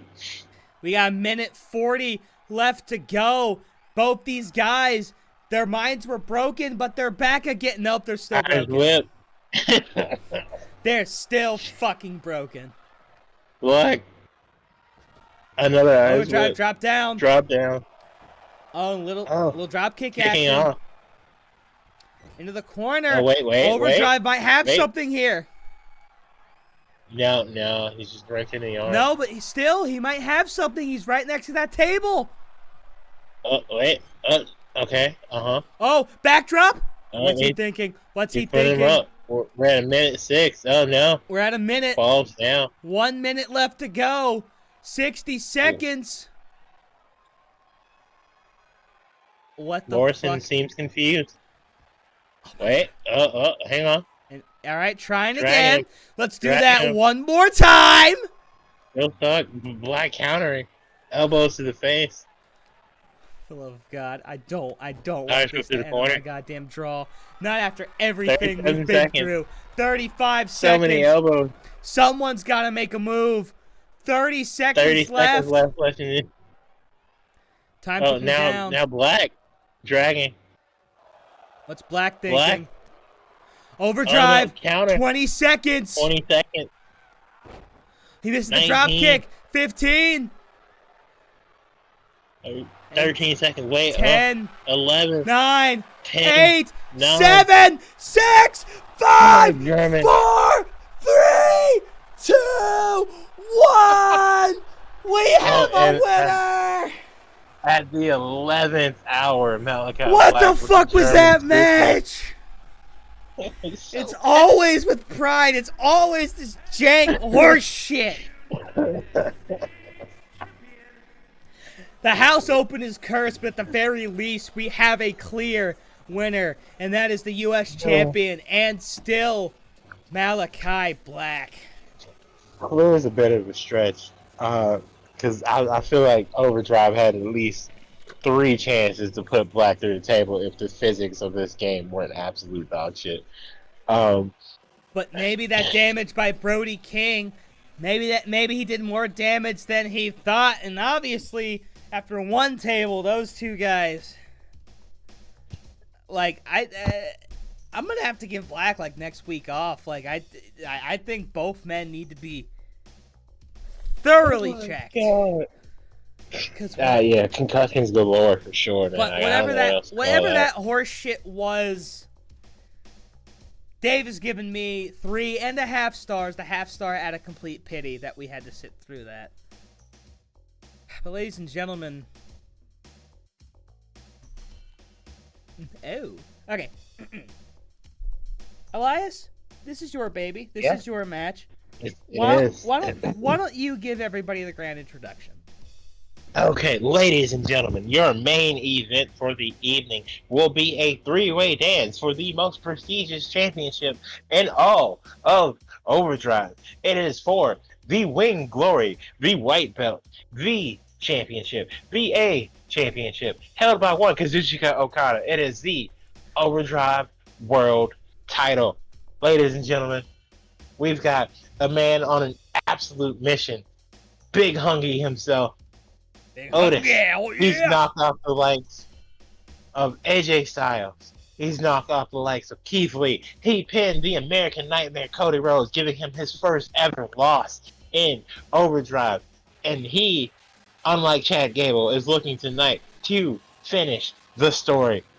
Then we've got Adam Cole, baby, recently signed immediately to Overdrive Pride. And I was like, nope, not doing that. Finalized the trade to send the Scottish Warrior Drew McIntyre over to the brand because he wasn't really doing a lot.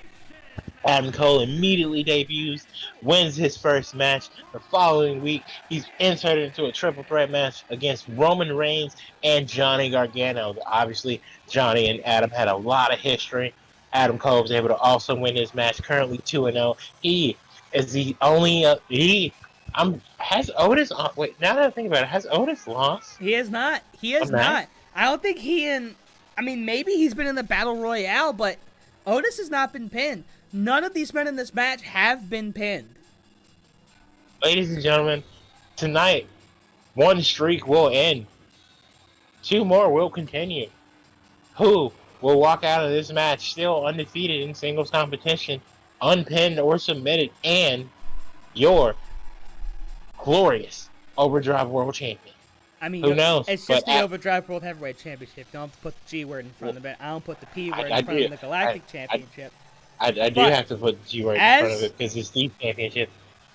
As we discussed in the pre-show, Otis is my favorite to win this match because, to me, I would love Otis embodies everything that this pay-per-view represents. Because Otis has defied all the odds. He's defied all expectations. He has carved a warpath en route to this match. He defied everything and earned this opportunity. And I think that momentum is going to stay. I think Otis is going to win this match. I mean, we've seen a World's Strongest Slam could put just about anybody away. But will it take one or will it take multiple to get him to win? Because there's 2 other very, very strong men in this match. Men with more big singles match experience, I should say, than Otis. Adam Cole, obviously, world champion the world over. Okada, its reign of terror in Japan speaks for itself on multiple occasions. Longest reigning IWGP world champion of all time.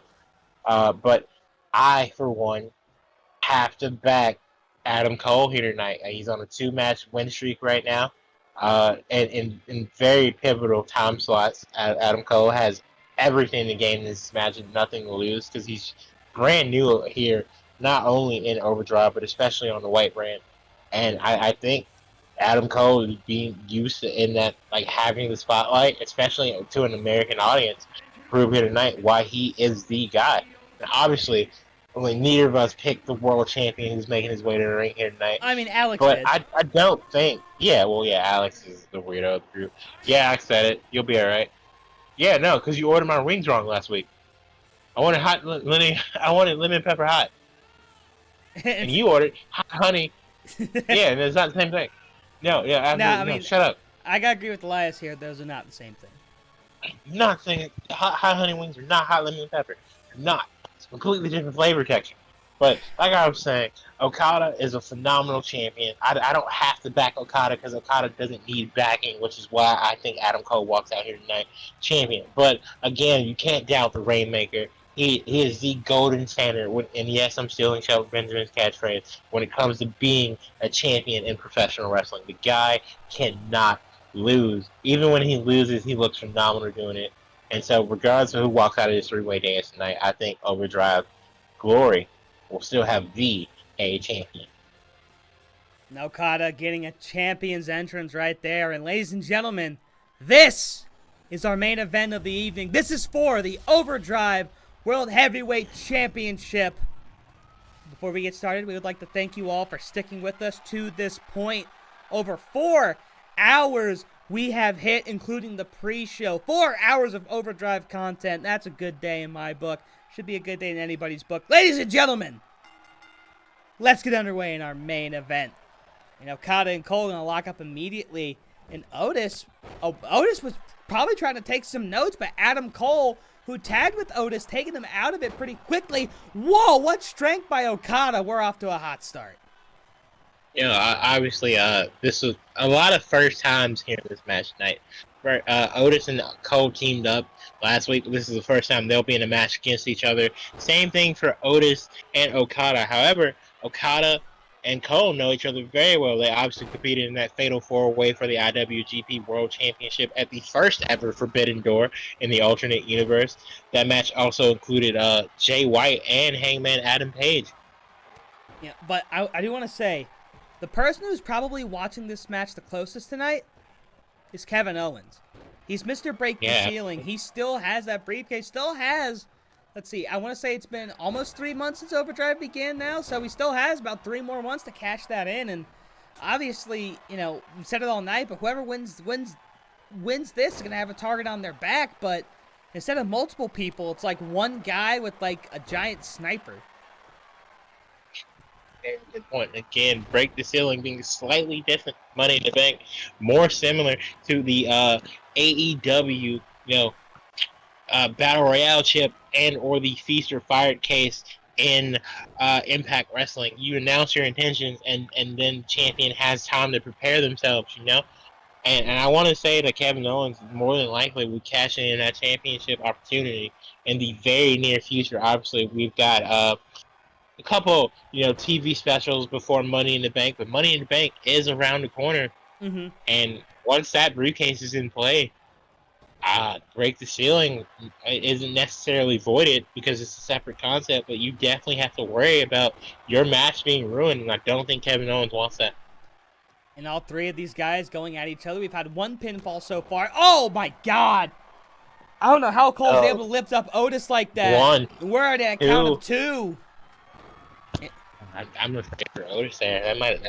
That shot to his head and neck. Oh God! Oh! And what a knee by Cole. I don't know. For a minute, I thought Okada might have been able to counter that into the Rainmaker. I see that turn of the body with that ripcord. But Cole showing why he deserves to be here yet again. And of course, tangling with Otis. And of course, remember, this is a 3-way dance, so realistically, Okada could go first. In 1 pinfall, we could already know that we're going to have a new heavyweight champion. Okada sends Otis out, and Cole, whoa, what a move on Okada. God. Cole out of nowhere. And Cole's fired up, and maybe he's going to be looking for something here in a second. Oh, but a drop kick by Okada. And Otis is beefing up on the outside. And I got an itch in the worst part of my back. That's not the B word I thought you were about to say. I'm going to be honest. Anyways, Otis picked up Okada and throwing him. Planning Okada. Cole. Oh, my goodness. Rocking Otis. Oh, Honestly, Otis might be it. That was a dirty play. Oh, out at 2. Yeah, since this is a triple threat, 3-way dance, there are no disqualifications. But Adam Cole, who was partners with Otis, almost took Otis out in such a dirty way. Hitting him with those steps, and Otis taking abuse from Okada as well. And finally able to stop the bleeding. Now Cole and Okada going to lock up. Oh, wait a second. Friends reunited. Tag maneuver by Otis and Cole. And what's Otis thinking? Oh, wait a second. World Strongest Slam. 1, 2. Oh, Okada wow. kicks out. Honestly, could you imagine the world champion being eliminated first here tonight? Okada absolutely avoided disaster on that one. And now Otis throwing Cole into Okada. And now taking Cole to bounce off Okada. Wait, and Otis, that didn't sound like World's Strongest. Oh, that's because he's doing this. Yeah, oh no, he's going for the bomb here. The Vader Bomb! Oh my God, Vader bomb. And not going for the cover, though. Okada lurking right above him. Oh, that shot looked kind of low. I don't know if that was the balls or the gut of Otis there. And Okada, he's going to get those steps, and he's not playing any games. Those stairs almost did Otis in earlier. And Otis powering out. But here comes Cole. Oh, guys. Otis. Buddy. Oh, World's Strongest Slam right in front of us. All right, dudes. Can you guys please take this back into the ring? Or actually, take it over there, because the fans are the ones that want that up-close action. All right, not us. Because, you know, we're very limited on announce desk. And now all 3 men standing in front of us, and Otis finally powering out from whatever Cole had in mind. Cole's going to get sent flying. And Otis sends the champion into the steps. And everything's looking Otis here in our main event. And uh-oh, we're about to have a stair war. Or maybe not. Maybe Otis wanted that bottom stair for a maneuver. Ooh, almost hitting Cole's head with that. Now Okada's gonna dump Otis. And now our camera. Oh my God, what a power bomb. Now our overhead camera getting back into the action. And Otis using that barricade to his advantage. Still no falls in this match. A 3-way dance here in our main event. Oh, Okada's back in the ring. Cole trying to grab Otis. And now picking him back up, but Okada's powering out. And Cole tries to send Okada into the corner.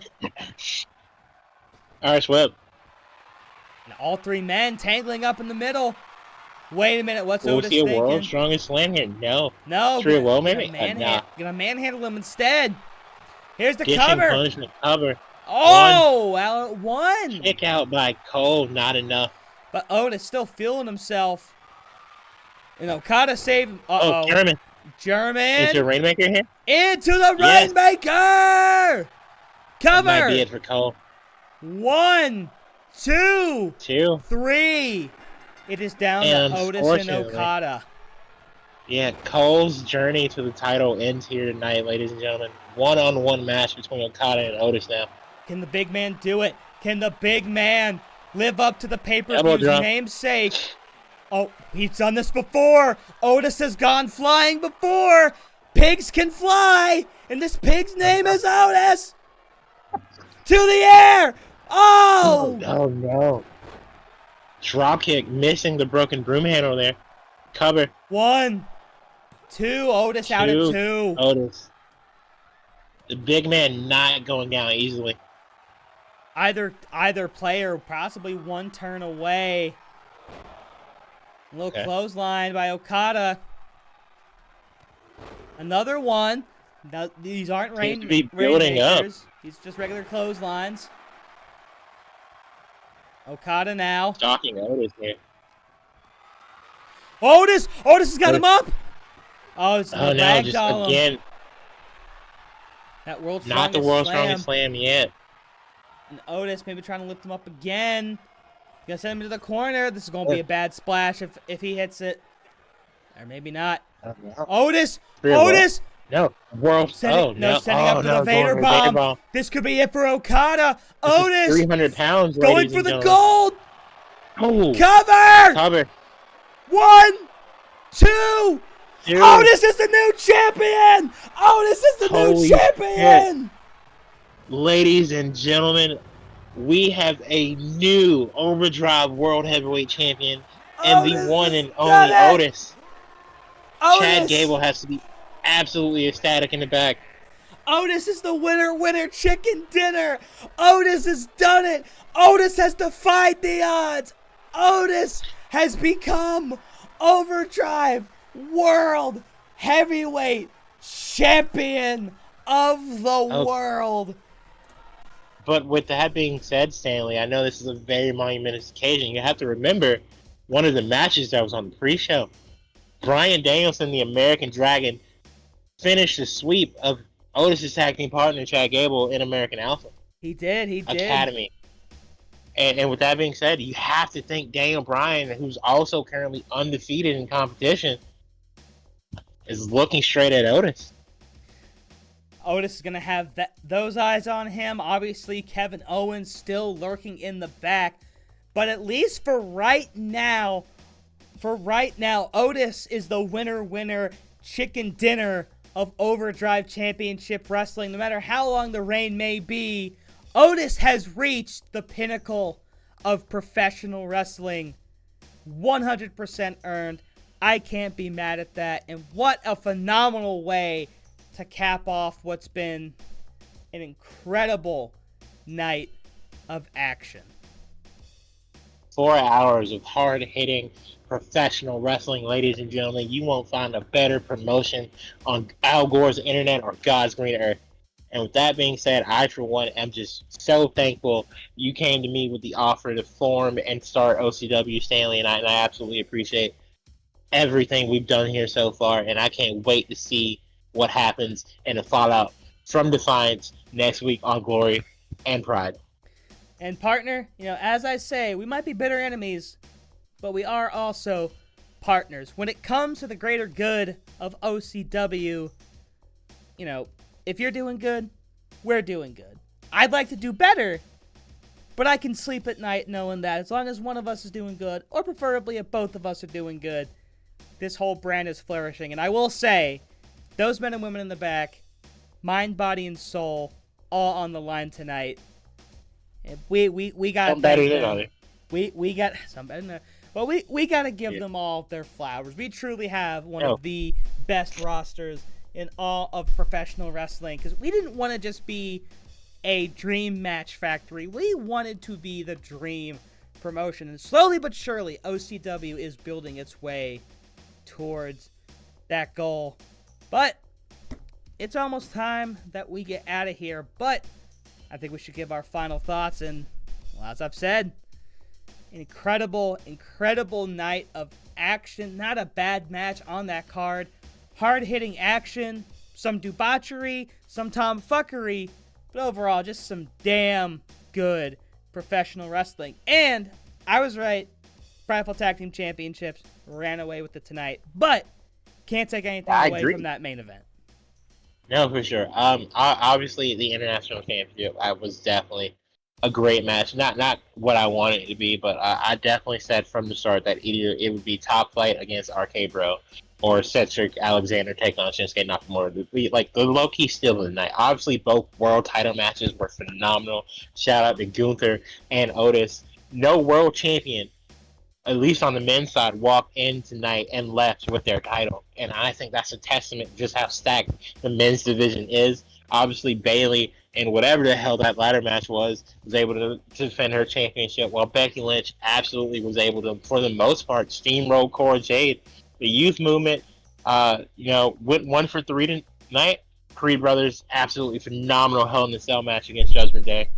But I, for one, am very excited for the near future. I definitely can see Top Flight and Cora eventually capturing those championships.